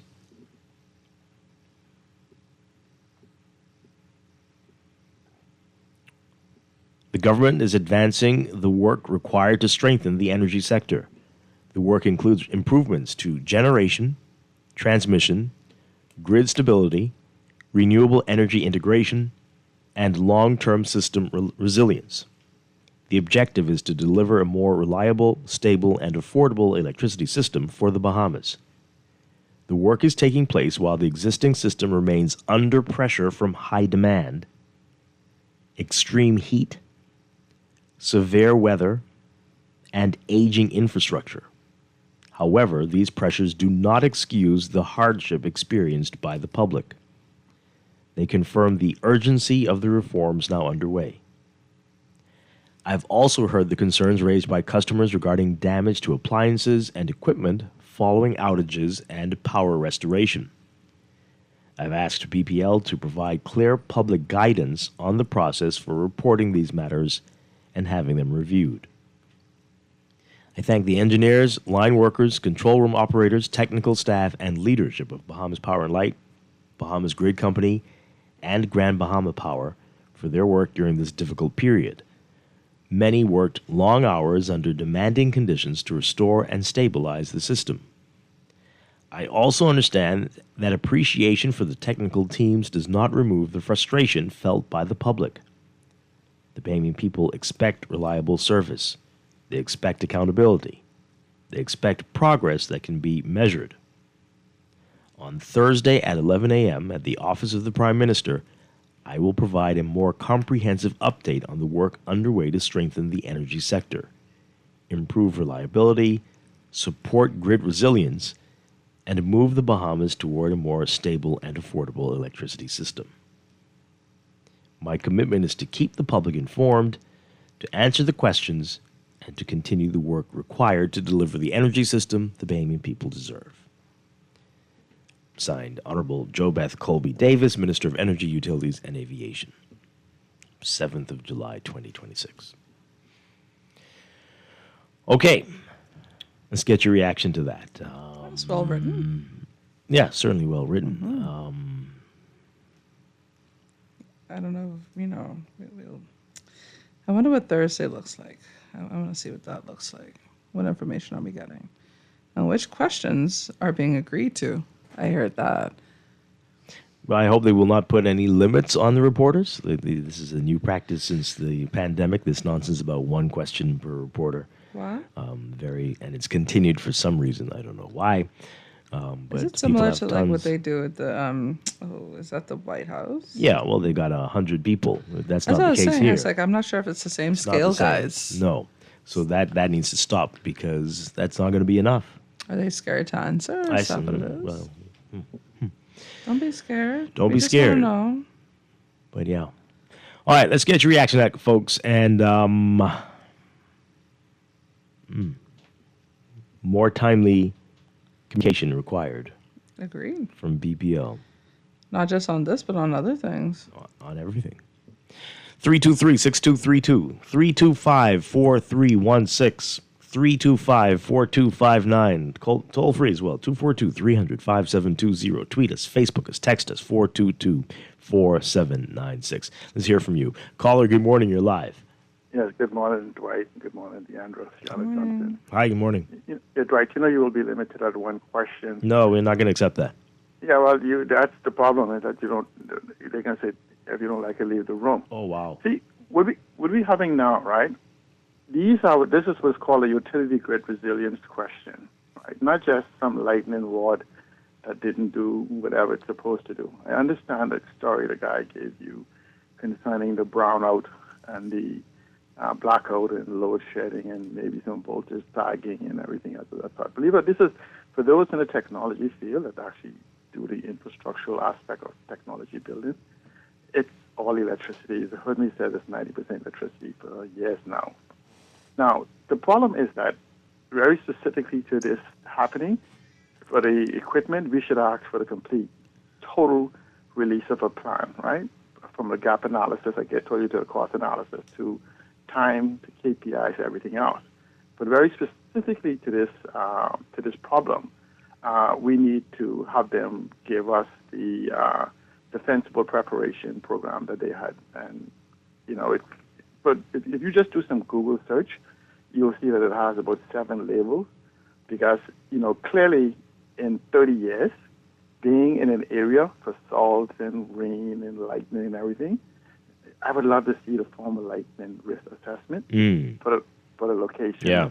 So let me ask you something. If they did We're going to fight it. But limit you to one question. What is the one question you would ask on Thursday morning, Seattle? That one question. That thing about When lightning. can we see the gap analysis, cost analysis? That would be your one question, really? Yeah. Well, yeah.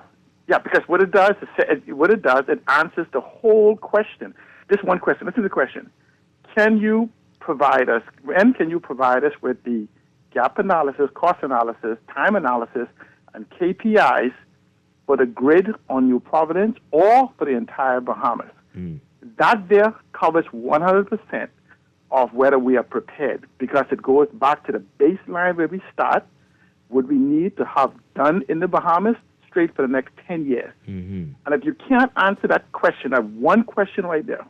You can't answer even these other questions concerning the lightning assessing, what do you do to protect plant and substations, and have you installed a coordinated search of arresters throughout the system? All of that is in the gap analysis, shows you what is missing. If they can't answer that, and I'm guarantee you, I'm taking bets, and even for the people, for the people who take the bets that probability that you don't answer that company in the U.S., I'm taking the bets that they won't, and they will not answer, because when you have the truth, Dwight, I would take any debate from anybody in the electricity business or in the energy business and tell you, if someone could bring me a bill to harden and prepare New Providence alone for less than $2.5 billion, not counting legacy debt, I'm willing to put up some real money against it. It cannot happen. Wow. Seattle, thank you so much. Appreciate it. Let's take these calls quickly. Good morning. Call, you're on the air.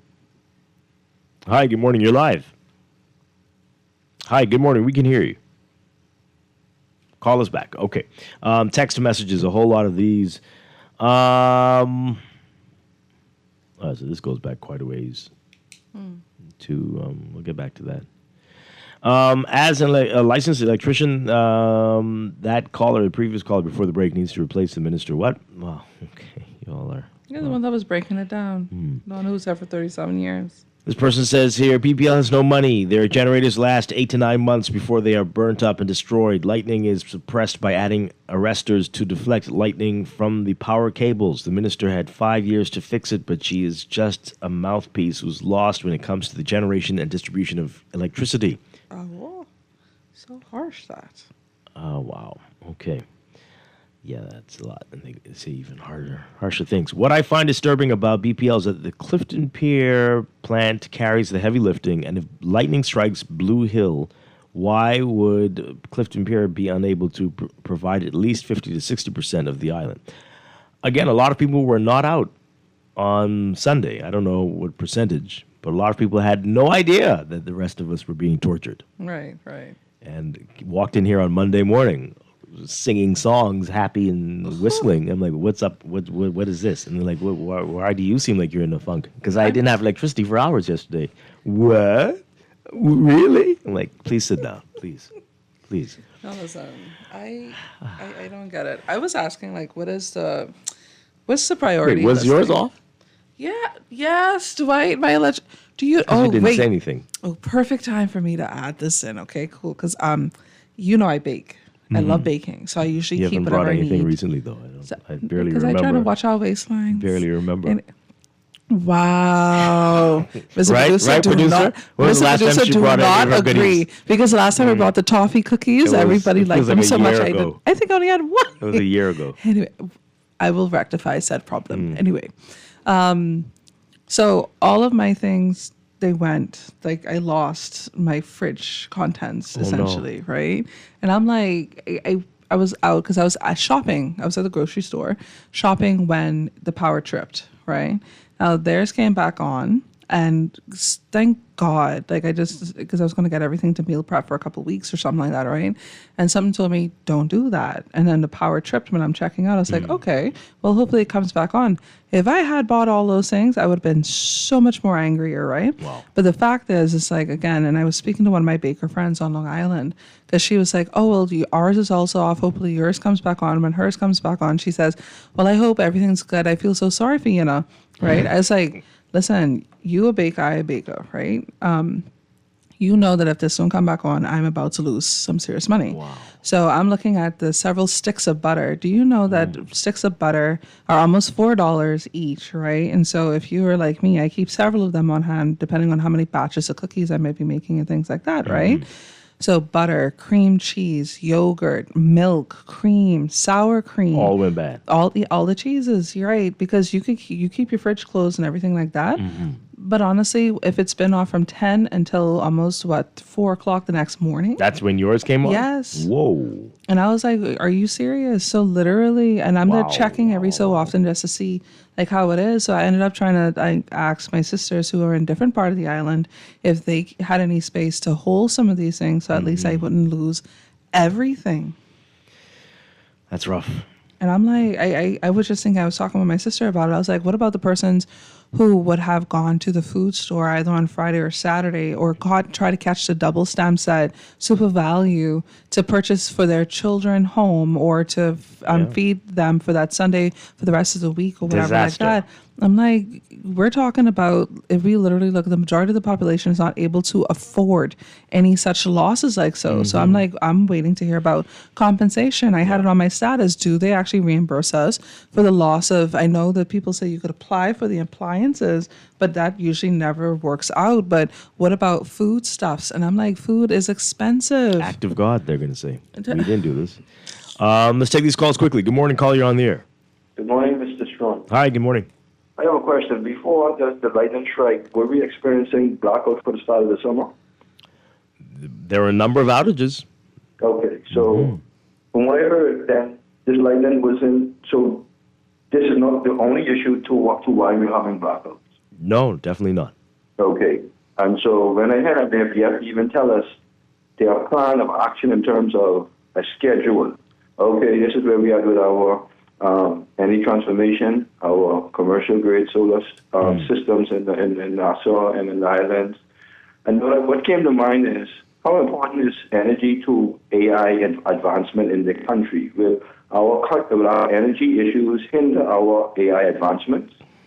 Okay, because we can't go around the country talking about AI advancing, but yet we don't have a stable electric grid to even really advance in AI, because you need a lot of energy for AI, you see. And so that's really my question. How successful will our push for AI be in advancements based on our electric grid? Do we as a nation take a step back, focus on fixing our electric grid, and then push for AI versus spending monies and still have things halt or pause because of the electric grid? All right, it happens all the time. Interesting stuff. Thank you very much. I know plenty of people, including myself, are wondering, AI who, what? When people are losing all their food, human advancement before AI advancement. Yeah. But I get your point. Interesting questions there, especially the schedule. We need an update on how that is looking, without a doubt. We only got a couple more minutes to take this call quickly. Good morning. You're on the air. Hi, good morning. Are you there? Hi, good morning. You're live. Yes, I just listen to what I have to say. Listen, BC workers never wanted BPL to be over there.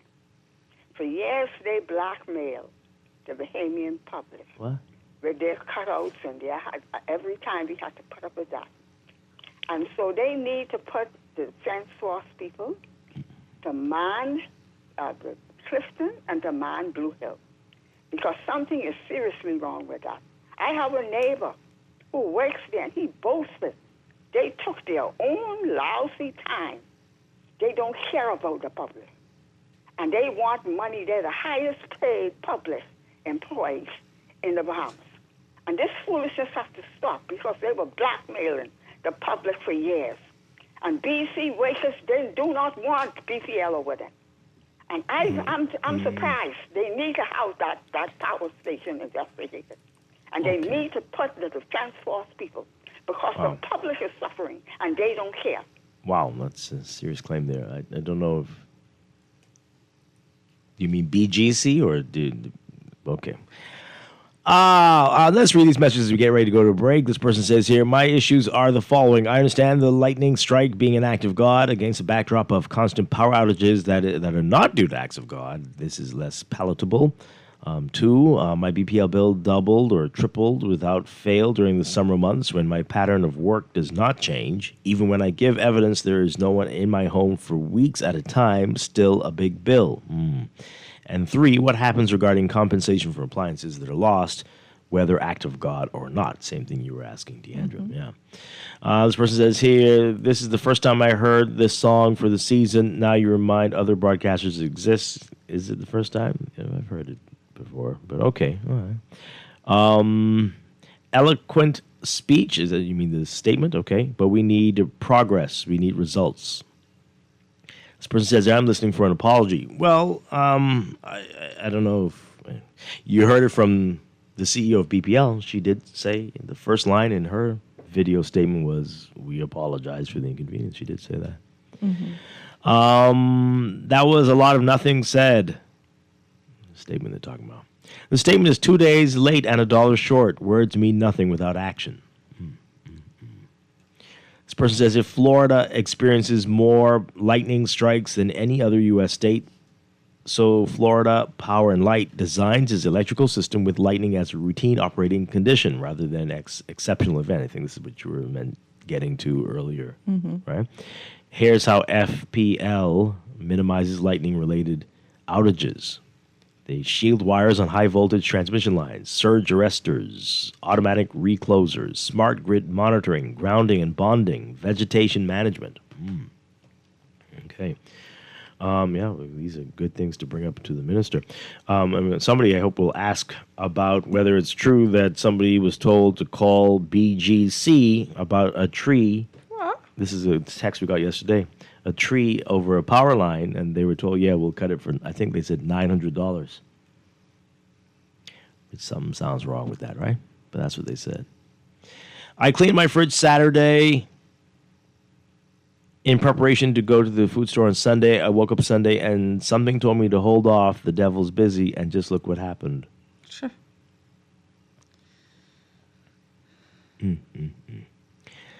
This person says here, the minister's response is 40 hours late. The Bahamian people do not just expect reliable, cost-effective utility services. We deserve them. My question for Thursday, is it true that the recent blackout was delayed only because BPL line technicians are trained in live wire work but are currently refusing to perform it? If they utilize this training, wouldn't it allow them to isolate and repair faulty areas without knocking out power to the entire island? Interesting. Okay, interesting. We'll get to the other text messages a little bit later. When we come back, though, we're going to be talking about Independence, Love and Unity Rush. Hopefully that can go on whether there's electricity or not. Right? Outside, yeah, okay, so outside. it doesn't matter if there's another blackout this weekend. That's one thing that can continue. We'll find out more in a bit. This is Morning Blend on Guardian Radio 96.9. Happy Independence, Bahamas. Golden Anniversary, Bahamas. Nassau is the capital, Bahamas. Imminent is the gateway, Bahamas. At CFAL, we understand that a secure future is the greatest gift you can give your employees. That's why our tailor-made group pension solutions are designed to fit the needs of both large and small companies. With CFAL, you can provide the retirement you and your employees deserve, ensuring peace of mind and financial stability for years to come. Join the many businesses that have already entrusted CFAL to create the right pension plan for their employees, and let us help you build a brighter future for your team. Visit us at cfal.com to get started on building wealth so you can live well. CFAL, growing wealth for future generations. Sherwin-Williams Bahamas doesn't mess about when it comes to product range and product knowledge. If it's a new product come in the store, we walk the store and study that product. One thing with our boss, if a new product comes in, he takes the time and he's always keeping us up to date with product knowledge. And we just had 9 weeks of different products that we had to study, and we had exams at the end of each product. Yeah. The only way we can sell the product effective, we have to know that product. Yeah, that helps us to relate to our customers. It gives us better knowledge to know what product to introduce to them. You understand? So we can know what product to give them to use and what product not to give them to use. So product knowledge is really key in Sherwin-Williams. They got the keys. And the key is the product knowledge that comes with our extensive product range at Sherwin-Williams Paints, Bahamas. Find color in every day.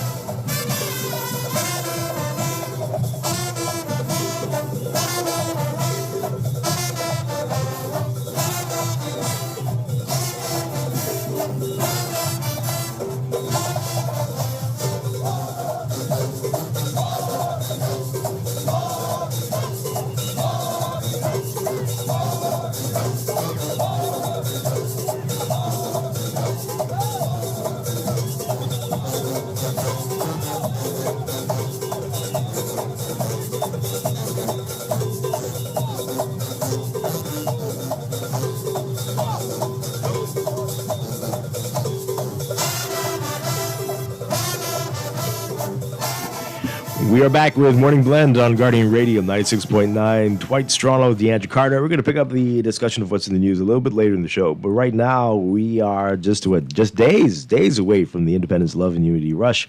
Here to talk about it all. Very happy to have with us in studio, Leslie Robinson. Good morning, sir. Great to have you with us. Good morning. Good morning, Bahamas, and everybody in the sound of my voice. All right, so just a few days away, as we said, but let's get into why this is a big deal, why this is important, why this is needed for our country. Well, we get started with independence. This year we are celebrating 53 years of being an independent country. And on July 10th, 1973, we got something called our Bahamas Constitution. And in it, it explains why we celebrate, why we should celebrate. Because before July 10th, 1973, those of us who were already born, we were considered British subjects.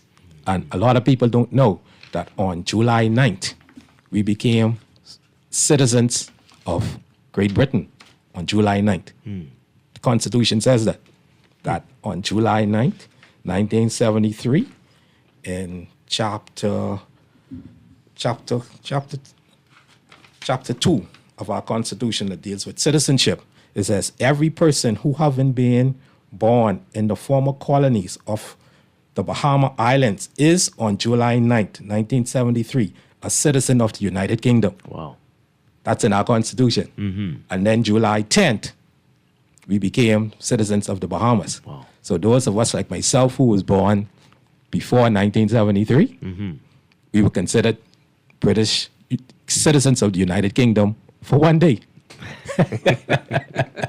But before that, we were considered British subjects. Right. So that is the reason for us to celebrate that we became citizens of this new country called the Commonwealth of the Bahamas. Interesting. And God says in all things we are supposed to give thanks.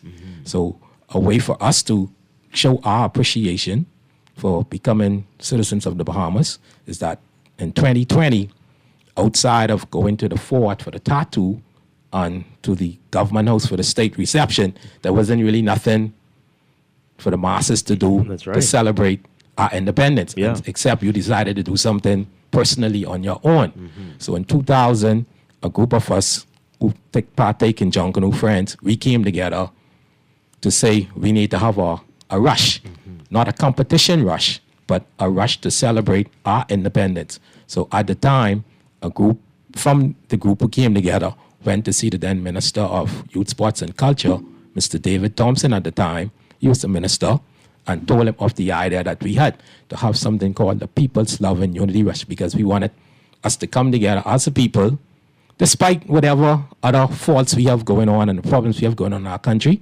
We still need to give thanks to God, because every country have problems. If you look at our neighbors to the north who just celebrated 250 years, they still have the same problems. We was talking about the electricity being out. 700, almost 1 million people in the States was out of electricity over the weekend because of the heat wave. Yeah. So we have a lot of things to give thanks to God for, and we decided that we will give thanks and show our appreciation and by celebrating the day that he made it possible for us to become citizens of this new Commonwealth. Right. That we have to continue to build. You know, we still building. We've come a long way from 1973. We've come a long, plenty progress has been made. That's a political word now, but it's true. You know, plenty progress has been made over the years. You know, my generation, I see a lot of my generation as in leadership positions throughout the country. So I'm proud of that. We have persons in the Junkanoo community that helped build this country. And before the rush, we have something called the Independence Junkanoo Achievement Awards, where we award 5 honorees for their contribution to Junkanoo every Independence morning in Rawson Square at 1 a.m. before the rush. We started doing that in 2003. When we first had started the first rush, we started way down at Malcolm Park, and we came all the way to Awaki.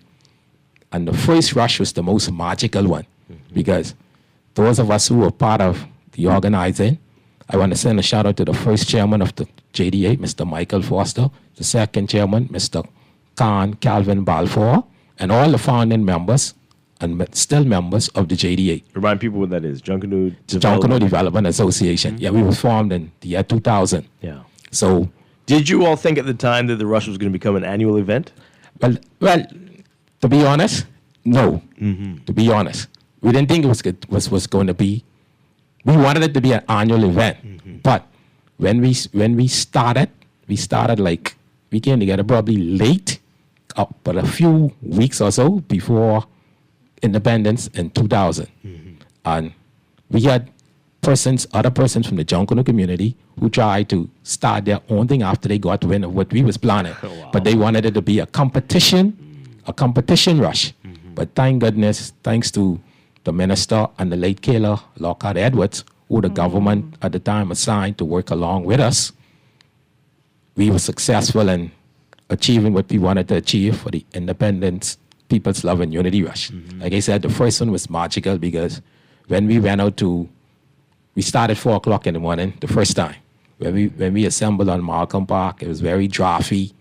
The dew was in the air, and we didn't know if anybody was going to show up, because there was a little tug of war behind the scene between certain other persons in the Junkanoo community who didn't think that we had the right to organize an event like we did.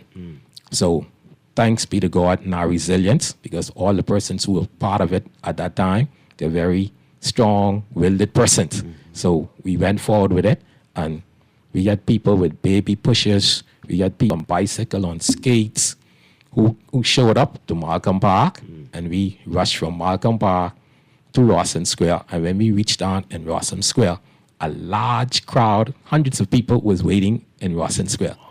And it was, like I said, it was the most magical one for me personally.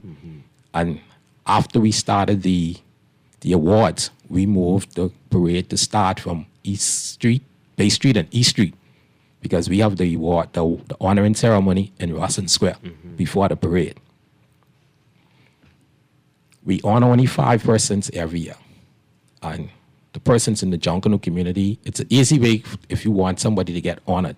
You just have to send in a bio of the person to our website, to our email address. That's jdawards@yahoo.com. You send in the person's bio, a little short bio of them, and then when the committee meets to decide who will be the honorees for the year, we go through the bios, and once your name makes the list, you are on the list. And if you don't get it this year, probably next year or the year after, you'll become an honoree. What's the criteria? What are you looking for? Well, we're looking for persons who have made tremendous contribution to Junkanoo, have good character, of being a part of Junkanoo for more than 25 years. Oh, wow. Yeah.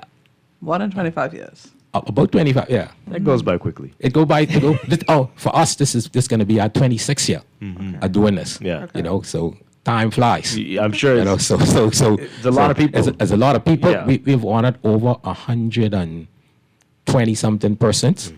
Oh, wow. That includes sponsors, and we started from persons way back, so that the generation now could know the shoulders that we are standing on in this thing we call Junkanoo, that most of us love, who either participate behind the scenes. We honor people from behind the scenes, because not everybody who was a part of Junkanoo go to Rush. There are lots of persons who do work in the shack, but don't go on Bay Street to Rush, from all walks of life. We've had prime ministers. We've honored 2 prime ministers, former prime ministers. We've honored people from the business community. We've honored doctors, lawyers. We've honored just about every, to the man in the shack who just helped clean up the shack. We've honored everybody. That's an important job, So because, yes, very important. Like I said, there's a lot of persons who, behind the scenes, help this thing for the parades now, help Junkanoo get to Bay Street every year. Is there a place to go back and look at over the list over the years? Are you able to do that? We're setting up a website and all of that for that. But we have the records. We have the records of it. All of it. Yeah. We have all of that, of all the persons that we've honored over the years. Excellent. And what is so amazing is that people stop you in the streets, they see you, and they ask, how come this person hasn't been honored? How come that person hasn't been honored? And we always say the same thing. You could send the person, if you know somebody and you know that contribution, you can send in their bio to us at any time of the year. Any time of the year. Once it hit the email, we will look at it and put them on the list to get honored. Nice. So you have your 5 already for yes, this year? Yes, we have our 5 for this year. And the 5 persons are Mr. Stanley Burnside. Oh. One family. Okay. We have Miss Alexine Daxon from world famous Valley Boys. Okay. We have Mr. Wally, well, his name is Mr. Walcott from Roots. Okay. Pastor Frazier and Jermaine Williams from Immortals. Okay. Those are the 5 persons who will be receiving the award this year. Yeah. The recognition, and we give out a aquamarine jacket and a medal. And everybody who has received the honor so far has been overwhelmed, overjoyed by receiving it. We personally deliver the letter to them to let them know that they have been chosen to be honored. And a number of persons who I've went to over the years, some have burst out crying. Wow. Because, some of them thought that they were forgotten. Some of them thought they were forgotten and never received any recognition for their contribution to Junkanoo. And they are overjoyed for receiving that honor. That is amazing. And we didn't want to, well, some people say water it down by honoring 20 people at a time. Right. We kept it small so that for a lot of people who receive it, they appreciate that it's a small group of them every year who receive that honor. Again, we're talking with Leslie Robinson with the Junkanoo Development Association, talking about the Independence Love and Unity Rush and the Junkanoo Achievement Awards. They're going to be Independence Day. Morning. So this is going to be 1 o'clock starting. 1 o'clock, the award ceremony starts, and immediately following that will be the Rush. Wow. And we have the lineup of the Rush for that in the upcoming Independence morning. Okay. And I think coming out of the gate first is going to be a mixed group of B categories, individuals. I saw that name. I was like, please tell me who they... Say it again? Which groups? Because I saw that name. I was like, who all is this? Yeah. And the amazing thing about it, for the first time this year, we're going to have a group coming out of Grand Bahama. Oh, really? Yeah. A group is coming out of Grand Bahama to participate in the Rush. They're looking forward to being here, and we're looking forward to having them here to be a part of the Rush. I like that. Grand Bahama in the house. Grand Bahama, love yes. it, love it. And they are overjoyed, and they are excited about coming to New Providence to be a part of the Rush. All right. So that's amazing. Is this the first time that's ever happened? yeah, it's the first time. Oh wow. It's the first time. Okay. So what we been trying to encourage all the islands to do their own situation. However they see fit. Right. Does that happen? Not too much to my knowledge. I don't sure if they have any of the islands have like what we have here in New Providence with the Junkanoo during independence. But the lineup is the first groups is going to be a mixture of B category groups. Then it could be followed by Roots, Colors, the Freeport All Stars. They're coming out fourth. Okay. The Immortals, Genesis, World Famous Valley Boys, One Family, Saxons, the Valley Boys, and Music Makers. Okay. And during this rush, it's not a competition rush. So we encourage people who want to be a part of it. They can just get in the front of any of their favorite groups that they like, Right. and they could perform. Just don't interfere with the music section and the choreographed section of the groups. Right. And the criteria is fly colors. We want to highlight our fly colors and things Bahamian. Yeah. That's the criteria, Nice. and for the groups to play just Bahamian music on that day. You know, we have a big catalog of Bahamian music going way back that songs get with Junkanoo music. So that's what we encourage the Junkanoo brass sections to play Bahamian music for that day because we celebrating ourselves. Yeah, you know? that's amazing. So let me ask you, why not a competition? What's the reason why it's not a competition? Well, you know, coming out of New Year's is the first, New Year's Day parade is the first parade. And there's always controversy about who win, who lose. So it never dawned on us that this rush would be a competition rush. We want a celebratory rush where we are celebrating us becoming citizens of the Bahamas and all that we ourselves want the world to know that, hey, love and unity, if only for one day, you know? We need more of that in our country, love and unity, and that's why we named it the People's Love and Unity Rush. Excellent. We got a couple messages and some calls. Let's see. Caller, good morning. You're live on the air. Good morning, Dwight. How you doing? I knew it was going to be you. I knew it. Well.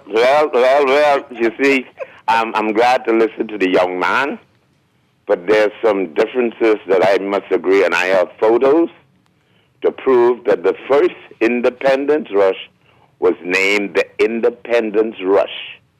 I have the photo of my 5-year-old son in the front with a costume that was designed for him on a small tom-tom designed for him by Barabbas. And he was in the front of the group. Desmond Edwards and his wife, lovely wife, was behind us. We marched from Malcolm Park. The idea was it was started at the Pig Shack at Cleso's with Wooler, myself, Dr. Orff, and a lot of us with the Valley Boys when we mentioned this to Caleb Lockett. We started Malcolm Park, and the agreement was we found out what time the sun would come up. We will march from Malcolm Park to Rawson Square, and when the sun come up, we will raise the flag and sing the national anthem. From there, we traveled all the way to the Western Esplanade. We did not stop and go over Blue Hill Road or Cumberland Street the way they do now, or stop and start. And they started the People's Rush from East Street to Rawson Square, and then they would reach most of them would reach by Sheraton and go over the hill, Blue Hill Road. That's how it used to be. But the first original one was to Western Esplanade. Well, what year are you saying? What year is this that you're talking about? That was in the year around 2000 or something like that. Somewhere around it's the same thing. I even have the certificate presented to me in the government house yard by Prime Minister Perry Christie when they honored the people in the Valley Boys who went over 35 years. Presently, at the Cabinet Office, they are interviewing all the history of my mother, Gwendolyn Mercedes Joy Men's Pinder Fountain, who gave Gus Cooper the first sponsorship to start the Valley Boys in 10th Street East, the corner by Bahamas Bus and Truck, in Gus Cooper's father's garage. Oh, that's right. When did you get that award? She's never been honored in 68 years.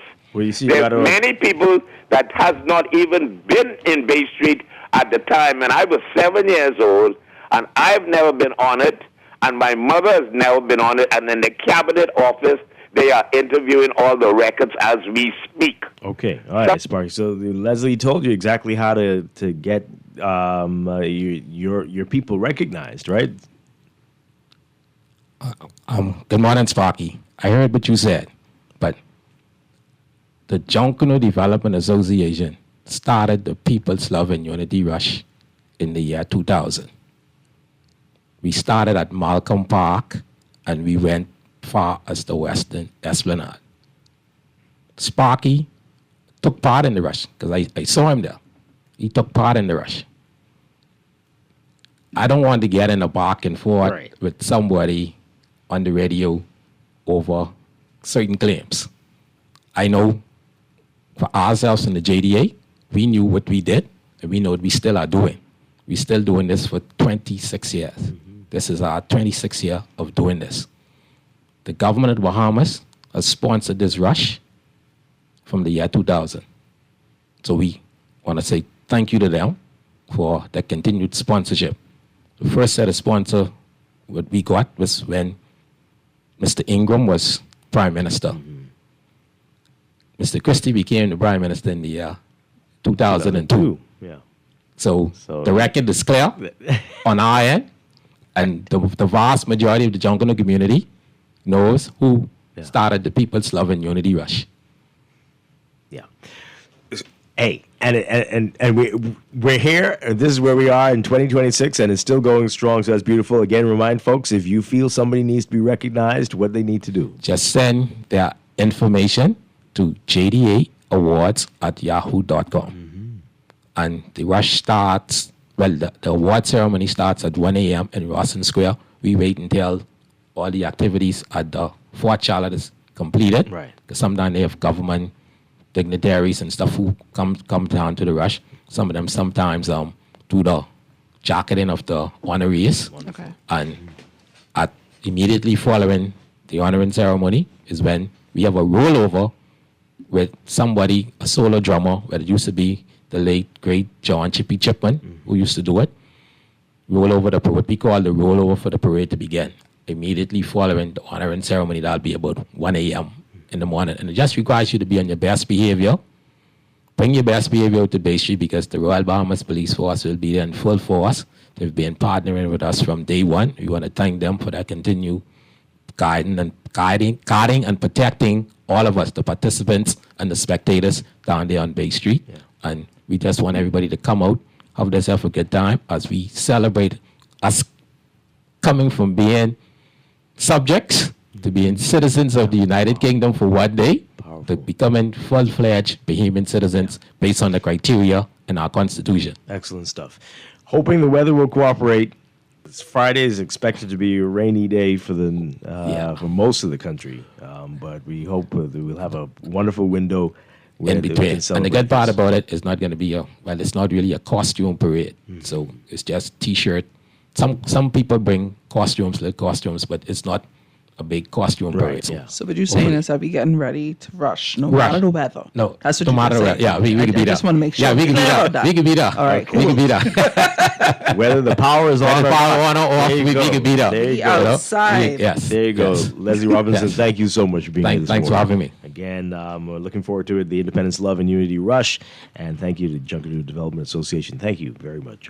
All right, we're going to take a quick break, and we'll be back. A whole lot more to talk about on this Tuesday. This is Morning Blend on Guardian Radio 96.9.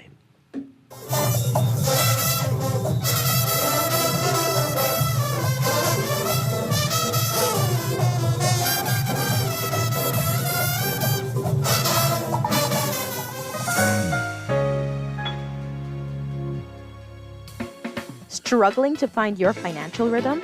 Make that move to Fidelity and let us help you orchestrate your financial goals into perfect harmony with free financial coaching sessions. Make that move today. Call 356-7764. Fidelity, we're good for you.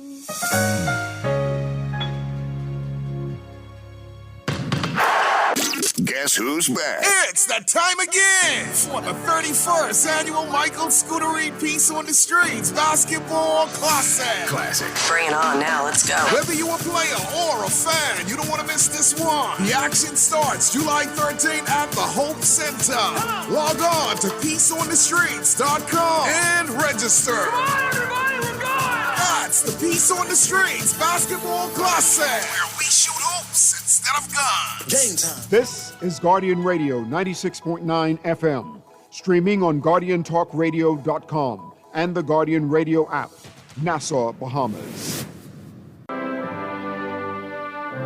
This independent moment is brought to you by The Perfume Bar, New Life, Brass and Leather, Commonwealth Brewery Limited, Thompson Trading, distributors of Easy Off, Beyond Flags, and the Nassau Guardian Media Group. Independence, a nation emerges. Dame Doris Johnson and Dame Janet Bostwick are two women who have made parliamentary history. In 1973, Doris Johnson became the first woman to be elected president of the Senate and the first to run for the House of Assembly. Janet Bostwick became the first woman to be elected to the House of Assembly in 1982. This independent moment is brought to you by The Perfume Bar, New Life, Brass and Leather, Commonwealth Brewery Limited, Thompson Trading, distributors of Easy Off, Beyond Flags, and the Nassau Guardian Media Group. It may be hot outside, but you can stay cool knowing B.O.B. is backing your summer plans. That's because summer starts with Bank of the Bahamas. Whether you're paying school fees, planning home improvements, or taking a much-needed vacation, B.O.B. offers the lowest consumer loan rate in the country, and we will beat any rate offered by 1%. So don't sweat the small stuff. Let B.O.B. help you take care of business so you can get to summer fun. Apply for your B.O.B. summer loan today. B.O.B., your bank of solutions. In the world of business, technology is not a choice, it's a necessity. And for businesses that demand excellence, there's only one choice for unparalleled support and cutting-edge technology. Custom Computers. You have challenges and we have solutions. Computing, networking, storage, and printing for enterprises large and small, aligned with premium brands like HP, Microsoft, Konica Minolta, and more. Get tech done the right way with Custom Computers. Call the know-how team at 396-1101. At Star General, you can go gold. Comprehensive car insurance covers loss or damage from accidents, fire, theft, and third-party liability. But the Gold package gives you increased coverage for rental car and windscreen, personal accident, medical benefits, deductible waiver, and 24-hour roadside assistance where available. Our Star General Gold package also gives you up to $2,500 for accidental damage to a rental car anywhere in the Bahamas. Go gold with Star General. Insurance made simple. This is Guardian Radio, your station for up-to-the-minute news and intelligent, interactive, and engaging conversations. 96.9 FM.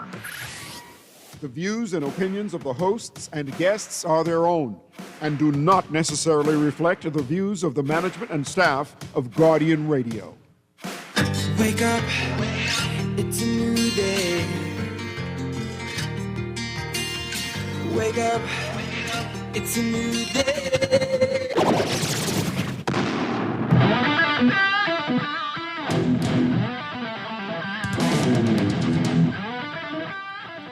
Good morning and welcome to Morning Blend Business on this Tuesday, July 7th, 2026. Welcome back to our Morning Blend listeners. Once again, I'm Dwight along with Deandra Cartwright.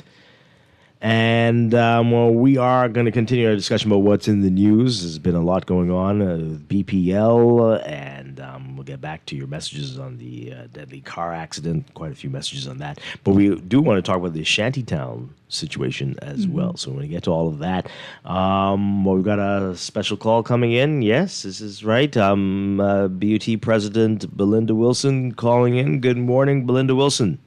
Good morning, Dwight, and good morning, Deandra. And this morning, I'm calling in as a resident of Golden Gate and as a citizen of the Commonwealth of the Bahamas. Oh, my goodness. And I was prompted to call after I listened to that press release from Minister Jobert Colby Davis. The press release lacked substance and sincerity, and it was too late.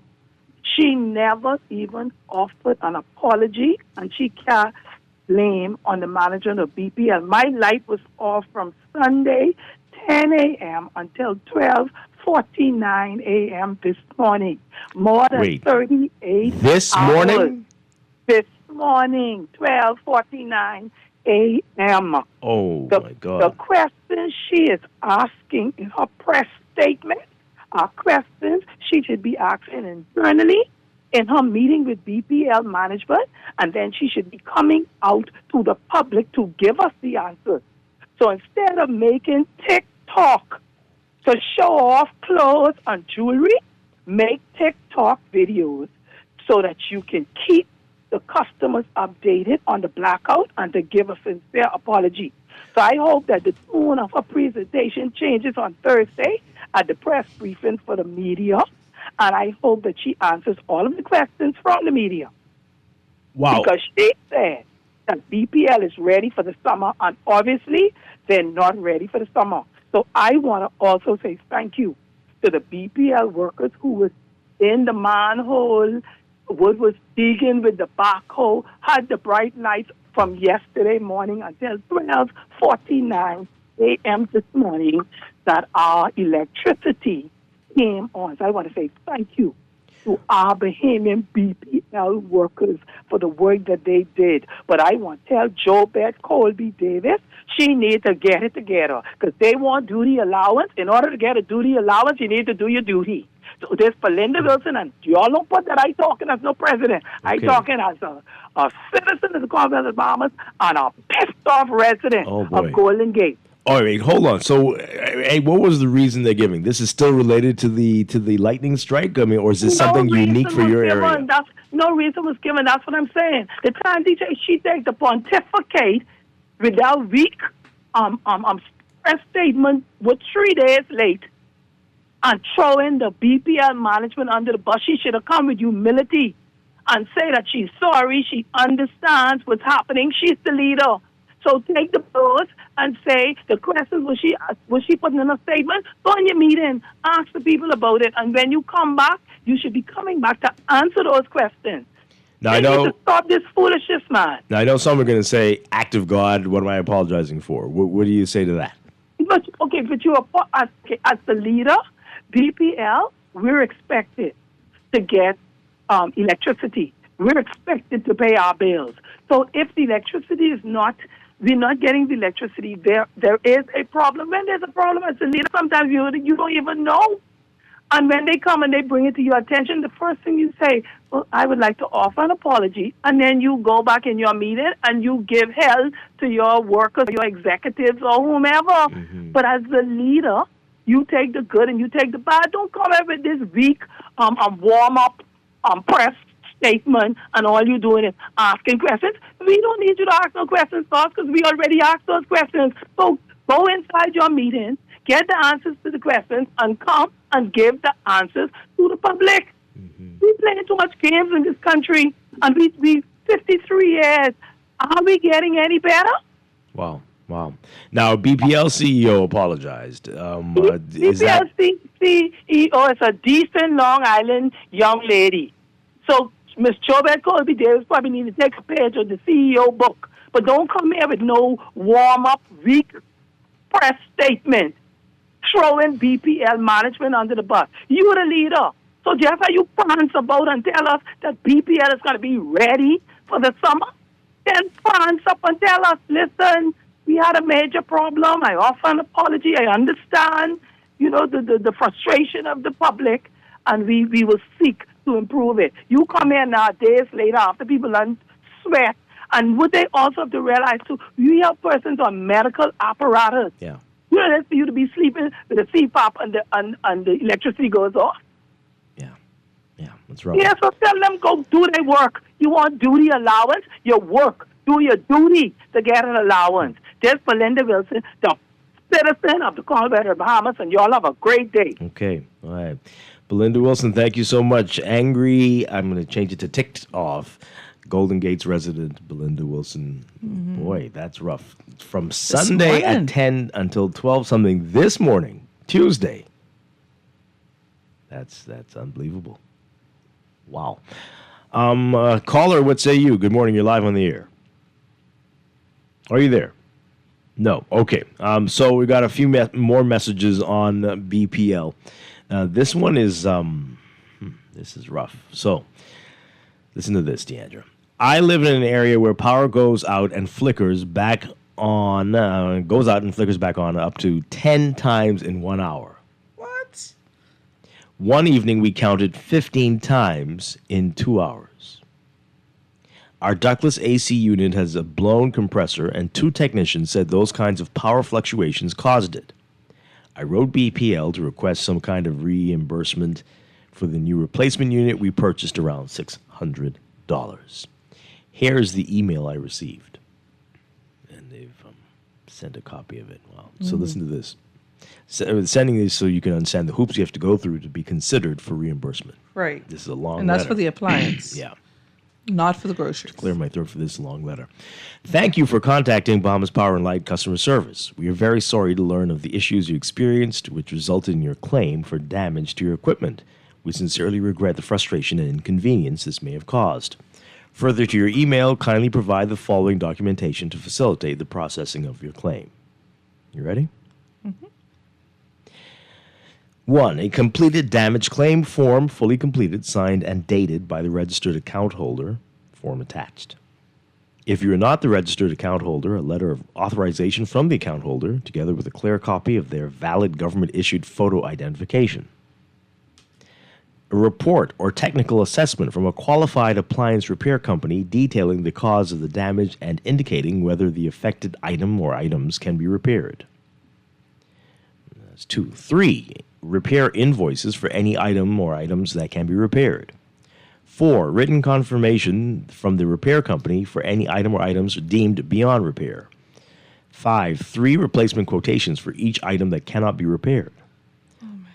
6. Please note that the original hard copy damage claim form must be delivered to our customer service office on Blue Hill and Tucker Road.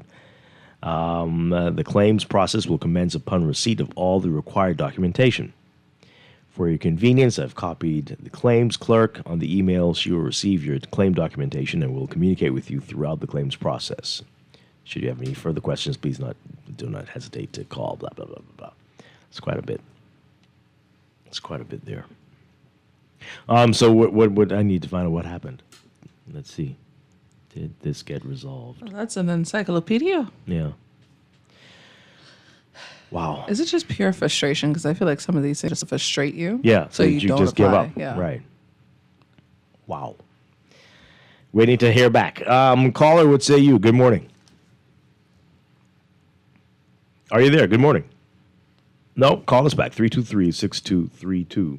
325-4316. 325-4259. Tweet us, Facebook us, text us. Okay, so they're working on it still. They just got the email a few days ago, so they're working on getting that whole list together. Oh, wow. My. Yeah. This texter says here, sounds like, from the statement, sounds like the minister is new to BPL and their perennial issues. Oh, boy. Wow.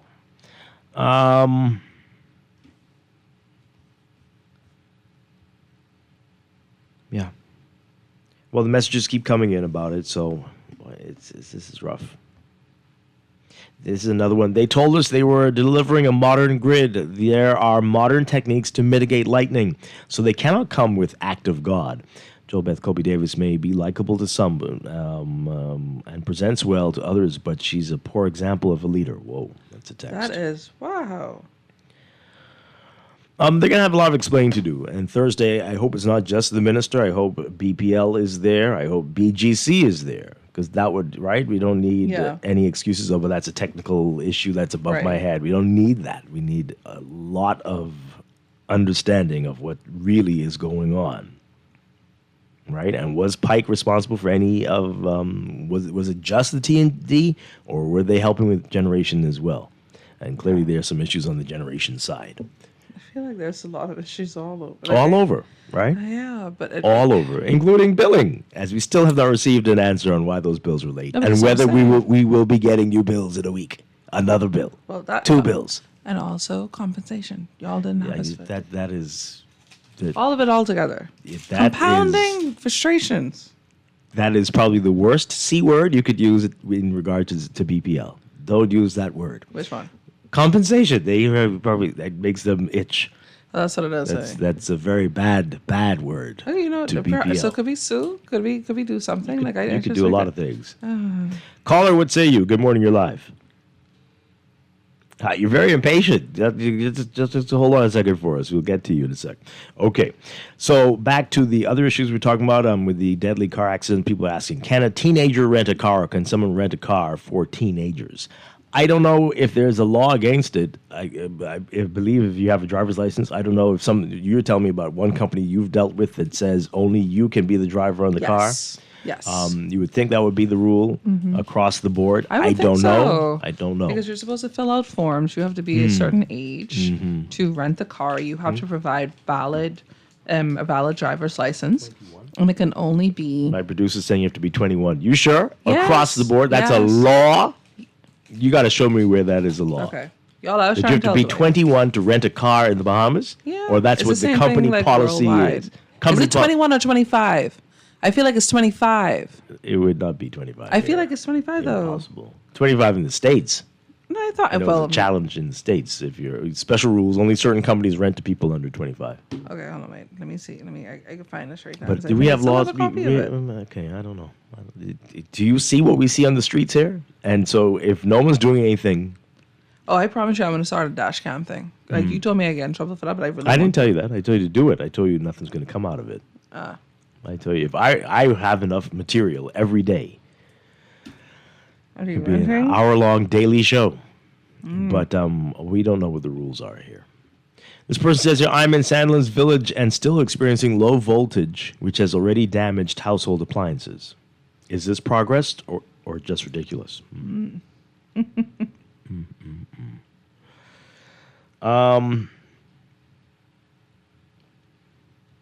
Yeah. 25, you found something? Send it to me. Yeah, we're going to take a look at this. Let's take this call while we try to confirm this. Obviously, no one's abiding by it. It's just like a helmet rule, right? Yeah. The helmet law.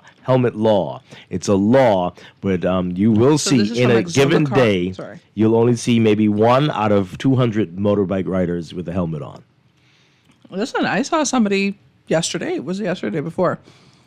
On the motorcycle, no helmet, female passenger, no helmet. She had her back out. And he was popping the darn thing. I was like, oh. There was no toddler on the bike? Because that's often. Anyway, Exuma Car Rentals, Dwight. Exuma Car Rentals, Bahamas, terms and conditions. A driver must be 25 or older to rent a vehicle. That's just that company. No, but I'm saying, so most of the companies operate like this. And then there's an option for younger drivers. You mean the real companies? Because as we told you before, there was a supplement just a few months ago and was at least, how many people bringing in or applying for licenses for rental vehicles, and most of them were not companies. But this was asking you during the break. I mean, would it be that? So if he was a driver, if he rented the vehicle, but they didn't adhere to what are either rules or laws, or even policy, can he also be sued by those families? Of course. Can the company be sued by those families for renting to an underage driver? But it doesn't seem like that was the case here. Those people keep bringing up mother. But would he have been allowed to drive the vehicle if it's rented by a different person? And that's the big question. Let's take this call. Good morning, caller. Hope you're there. Mr. Strachan. Hi. Good morning to you and your guest. Good morning. 2 things quickly. The light situation first. I was out of light for 13 hours on Sunday. But at least you can't get charged for Sunday when your bill comes because you ain't have no current. So, they can't bill you. The current you only get billed when your meter's running, eh? So if the current is off, your meter can't run. Okay, what's your point?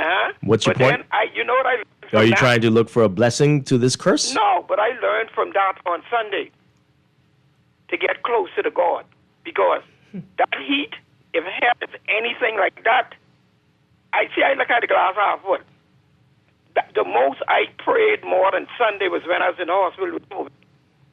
I had to pray Sunday because when I said it was hot. You sit outside the mosquito board and you got to come inside. You had no wind in that. But this thing with the young man with this car is somewhere in the law that whoever rented the car for him, my understanding that his mother had rented the car. Whoever rented the car, they also got to be charged somehow with something. He didn't steal the car. Now, if he had stolen the car and gone joyriding or whatever they were doing, that's a different. He was, from what I'm understanding, the car was ready for him to take them out. So whoever rented the car, they just as responsible. They should be charged just like him for negligence, because that's why they call it accident. Accident is never planned, but accident happen. That is why you buy insurance. You don't buy insurance in hopes of getting into an accident. You buy insurance just in case you get into an accident. Yeah. But I think that young man, that his mother should be equally charged with him. Wow. For whoever rented the car. Yeah. Okay. You know what I'm saying? He can't rent no car. Very interesting. Not 19. Thank you so much. Appreciate it. Well, this is the beginning. We'll see how this goes. We'll see where this goes. Yeah. This texter is asking, do you need to call BPL before planning events to be sure that the electricity will be on in the area on the date of the event? Oh. I don't know what to say to it. I don't know what to say. Things happen. There might be a number of events that day, and so the increased demand will cause everything to short circuit, it appears, the way how they're going. It's just probably best to do your stuff in the winter when there's fewer people using air conditioning and stuff. Oh. Maybe. This person says the age is 25. That's the mandatory industry standard. That's what I was thinking. Because, like, I would say I know that from experience, because when I go home and I get a car, I had to wait until I was a certain age to get the car. Other than that, I was bum and ride with my grandparents and my aunts them to get around on Long Island. Because even on Long Island, we enforced that, I think. But to rent. Yes. Yeah, but you could get a car if you have a license, if you can afford it. If someone buys your car. No, you can get a car. Yeah. No. Right, so you didn't. Yeah, I'm talking about renting. Right. Yeah. So this is broken more than the red light running. That's what you're saying. That's what we're coming to the conclusion. This is the law that is the most ridiculous one. Listen, there are people with these rental cars who don't even have licenses. I think I've seen a 12-year-old renting a car before. Oh my God. But all right. So what are we going to do now? Because this one continues daily. No, but I feel like is there not a review of these companies? No. Again, it is against the law to block up an intersection. And there's plenty of people blocking up an intersection right now. I can tell you that. Yeah. You need to call. Yes. This is in response to that one. We read that already. Okay. Now the people. Oh no. We as a country need to stop being so political. Both the FNM and PLP failed to pay people with BPL. So this running on about the progress thing, please stop it. Only the COI could talk about issues in this country. Well, that's crazy, what you're just saying there. The PLP is in power. Now that if they don't fix it, this time they should be wiped out. Okay. Please tell me that the teenager had a driver's license. Oh, that's not what they're saying. Please tell me that the teen's license has been suspended since the accident, I think they're trying to say. If not, we aren't serious. Well, he hasn't had his moment in court yet. I mean, that was just he was just charged. Charged. The legal minimum is generally 25, but some agencies allow 21-year-olds to rent with a daily young driver surcharge. Yeah, that's what came up on the That's search. generally what it is in the States as well. But this doesn't apply here. Boy. Caller, good morning, you're live. Hey, good morning, Dwight. Good morning. DeAndre. Yes. How you doing? You're doing well. I don't know if you remember, under the Minister administration, someone from BPL been on. And what baffled me was, I don't remember the exact number, but I can throw a ballpark out there. If the country needed 200 megawatts to run the country, they said they had 170. That don't make no sense. If you need 170, 200, why would you get 170? Well, that was, I think I remember this. That was the time, that was at that time they said they needed to increase the... And they never did. But I think it was a plan because the lower voltage it is, the more fuel it can burn, so you get higher light bills, and the harder it can run. Mm-hmm. So this is why these things failing. Take our money and buy the right amount of megawatt we need to run this country. Now, you know that they are working on this. This is actively underway, especially with the renewables, to increase so what I need you to ask Ms. Jobette Colby is whenever you are speaking again, how much megawatt the country needs and how much they're getting. Mm-hmm. Now, that is the big question, right? Whether they were accurate about that number. Because as people keep saying, the new developments all over the place. You're right. So the question needs to be asked to her. How much megawatts need to be run this country? So she needs to get with BPL and find out. And then find out how much they put in the country too. Yeah. That's how we'll know if they're serious about energy saving. Yeah. Thank you very much. Have a good day. Right, because what are they basing it on, right? Mm-hmm. Is it some old information that they had? Things are changing daily around here. Yeah. And so the numbers might not be right. Let's take these calls quickly. I think we might have to delay our shanty town, although it was an interesting piece that I wanted to run, but might need to talk about that tomorrow. Caller, good morning. You're on the air. Hi, are you there? I heard a beeping. Was that a UPS thing? Somebody's power off? I don't know. It sounds like that. Or a car. Or a car. Could be. You never know. Hopefully it's not We a don't know. Hopefully not a rental. Hopefully not a teenager calling us. Caller, good morning. You're on the air. Hi, good morning. Are you there? Yes, good morning, Dwight. Hi. First thing, we only is complaining inside New Providence when it comes down to the power, because I can say why I said that. I lived 10, 11 years in Freeport, and every time they had a lightning storm, Freeport intentionally turned that power off. Because it's so, the people of Freeport are so used to that, until they say, when they see a thunderstorm or rain coming, they say power's going to get turned off. It used to be like that here, you know. It used to be like that here. In fact, that's when it went off, I wasn't complaining for the first couple hours because I thought, I thought that's what it was. But then when it gets to 2, 3, 4, 5 o'clock, I'm like, wait a minute, and it's sunny outside. Something is very wrong. Mm-hmm. I think we are going about it differently. I mean, okay, thank you. Yep, I went to. I'm a guy. I read my Bible a lot, and there's a passage where Jesus said, "Put new wine into old jugs." Mm-hmm. Right? Else, it's going to mess up the whole thing. The same thing with water and sewage. Water and sewage did some upgrade with some new tanks and everything, but they couldn't go at full capacity because of the old pipes in the ground. Mm. And we was already suffering leakage inside the ground. Remember, Dwight, when they used to say that, especially those who live in out east? Oh, and the rusty they couldn't water. run at full capacity because it was so much leaked in the old pipes in the ground that all this water, what they did, what they store up and got new facilities, that it was going to be a whole wastage. Mm-hmm. So Ingram came along. Ingram said, hey, you know what, I'm going to dig the whole rolls up and change all these pipes and try and get some of these things mixed up. And then after that, they went and they got an next $82 million loan to try and upgrade the pipes and stuff that was going to the residential homes and businesses. I remember this because I was on working on some of the programs and stuff that he did. Spent millions of dollars for this. And we still ain't up. Water stores still got to run at full capacity because there's still a lot of pipes in the ground. Ingram lost the election because of that, because he tried to do too much too soon. Now, moving forward to our electricity. Gobert said that, hey, we are suffering growing pain. She didn't come full out and say what is what. But she said, she gave us a hint. She said, hey, we have a lot of old stuff inside the ground. I remember some time ago, Leslie Miller, he was still in the politics back then. And he said that some of the wires out Clifton, they just caught a fire. Too much load, everything. The whole system needs to get revamped. Mm-hmm.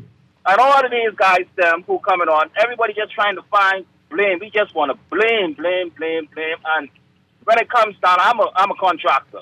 And I know when it comes down to old homes and stuff, with them old wires and stuff, and you trying to do upgrade, the first thing we tell our home owners all these wires have to go inside this house. There's going to be a lot of demolition. Pipes, some pipes like metal pipes. We're going to change all of those things. Run new conducts. It's massive work. Now, picture doing all that to a country. Oh, boy. They can't do it. Don't tell the Bahamian people they could do it all and we can have this fix. It's not a 5 years fix.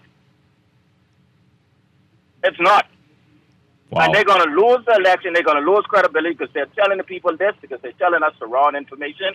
And I tell people, all right, it's the same thing what happened to Ingram with the water. It's the same thing that's going to happen to Joe Bet and her people them. So they're going about it the wrong way and they're giving false information. So, like dealing with the house scenario, it might be easier just to move to a new house. Is that you want to move to a new island? Yeah, man. Maybe some of us should do that. Do you think? You know, I was thinking about that. You know, let's start to develop a different island in case. Hey, in case something happens to this island, we have a backup. I am all prepared. I am all prepared. I'm telling the Bahamian people, invest in a generator. I have a generator. Invest in a generator, London, not a home one. And my next step is basically to get off the grid. You believe my light bill was under $100, and even with this last month, it's gone up a little bit. It's gone up. I trying to say where it's gone up to that high because it was under $100. Now it's $200 something. What? And I'm still doing the same thing. Well, that's crazy. I think they guessed that.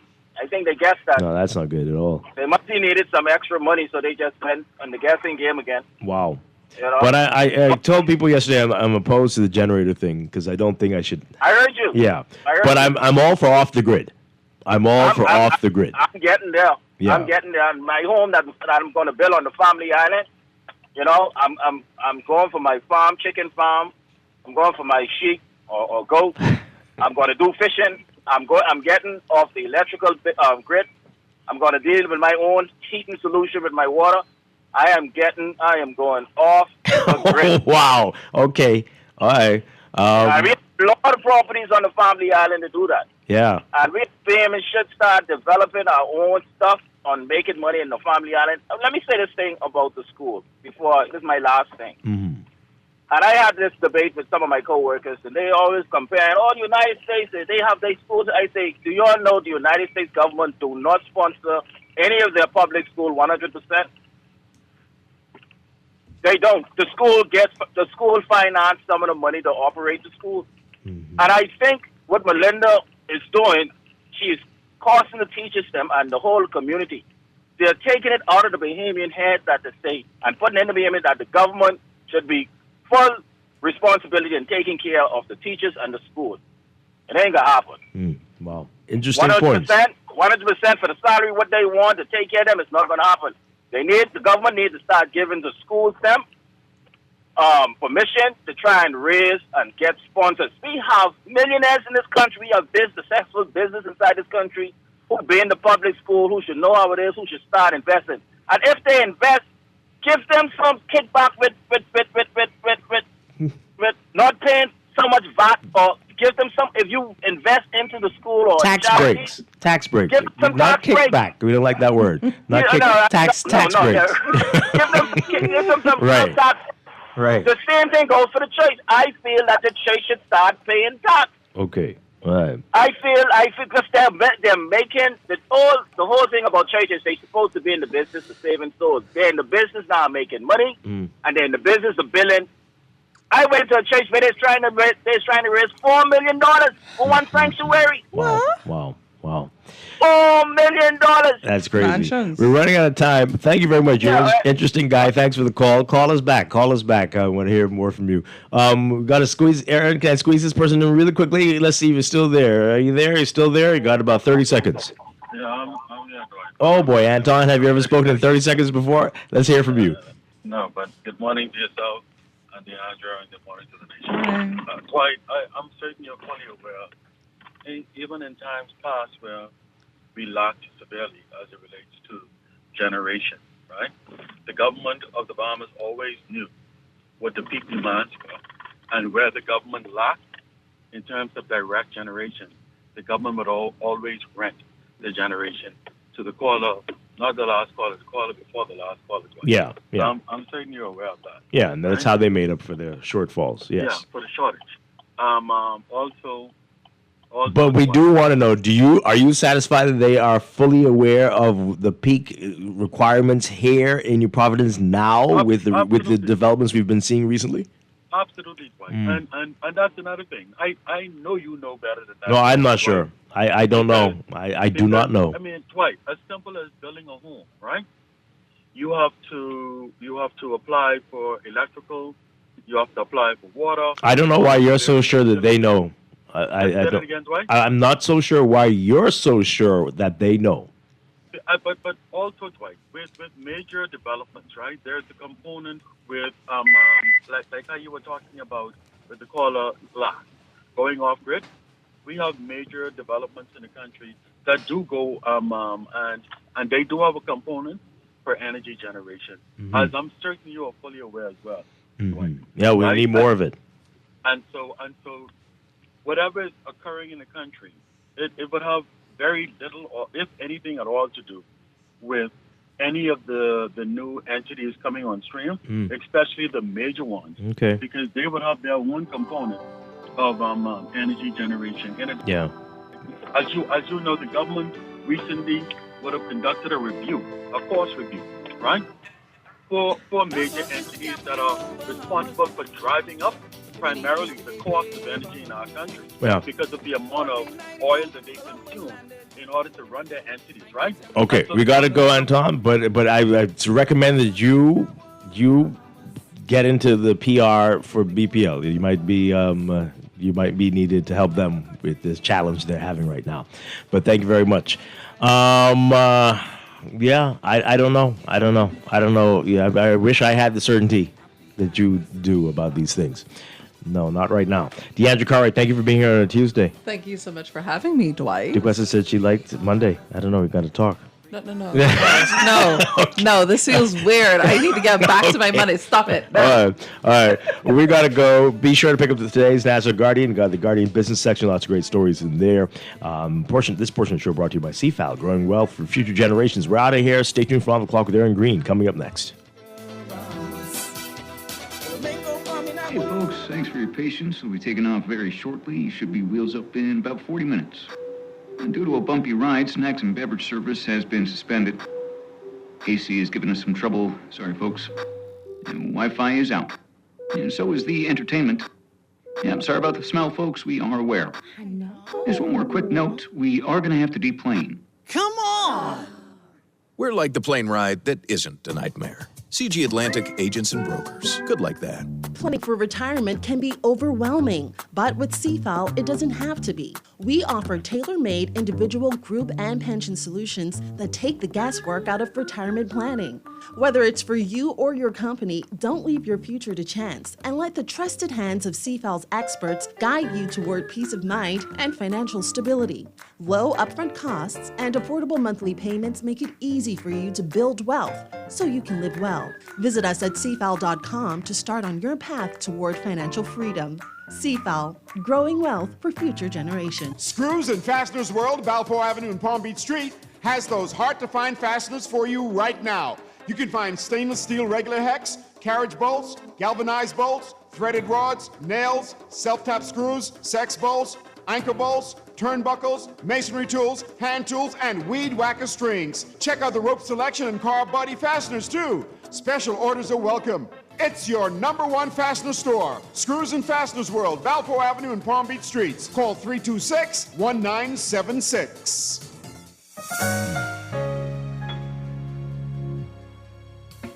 Struggling to find your financial rhythm? Make that move to Fidelity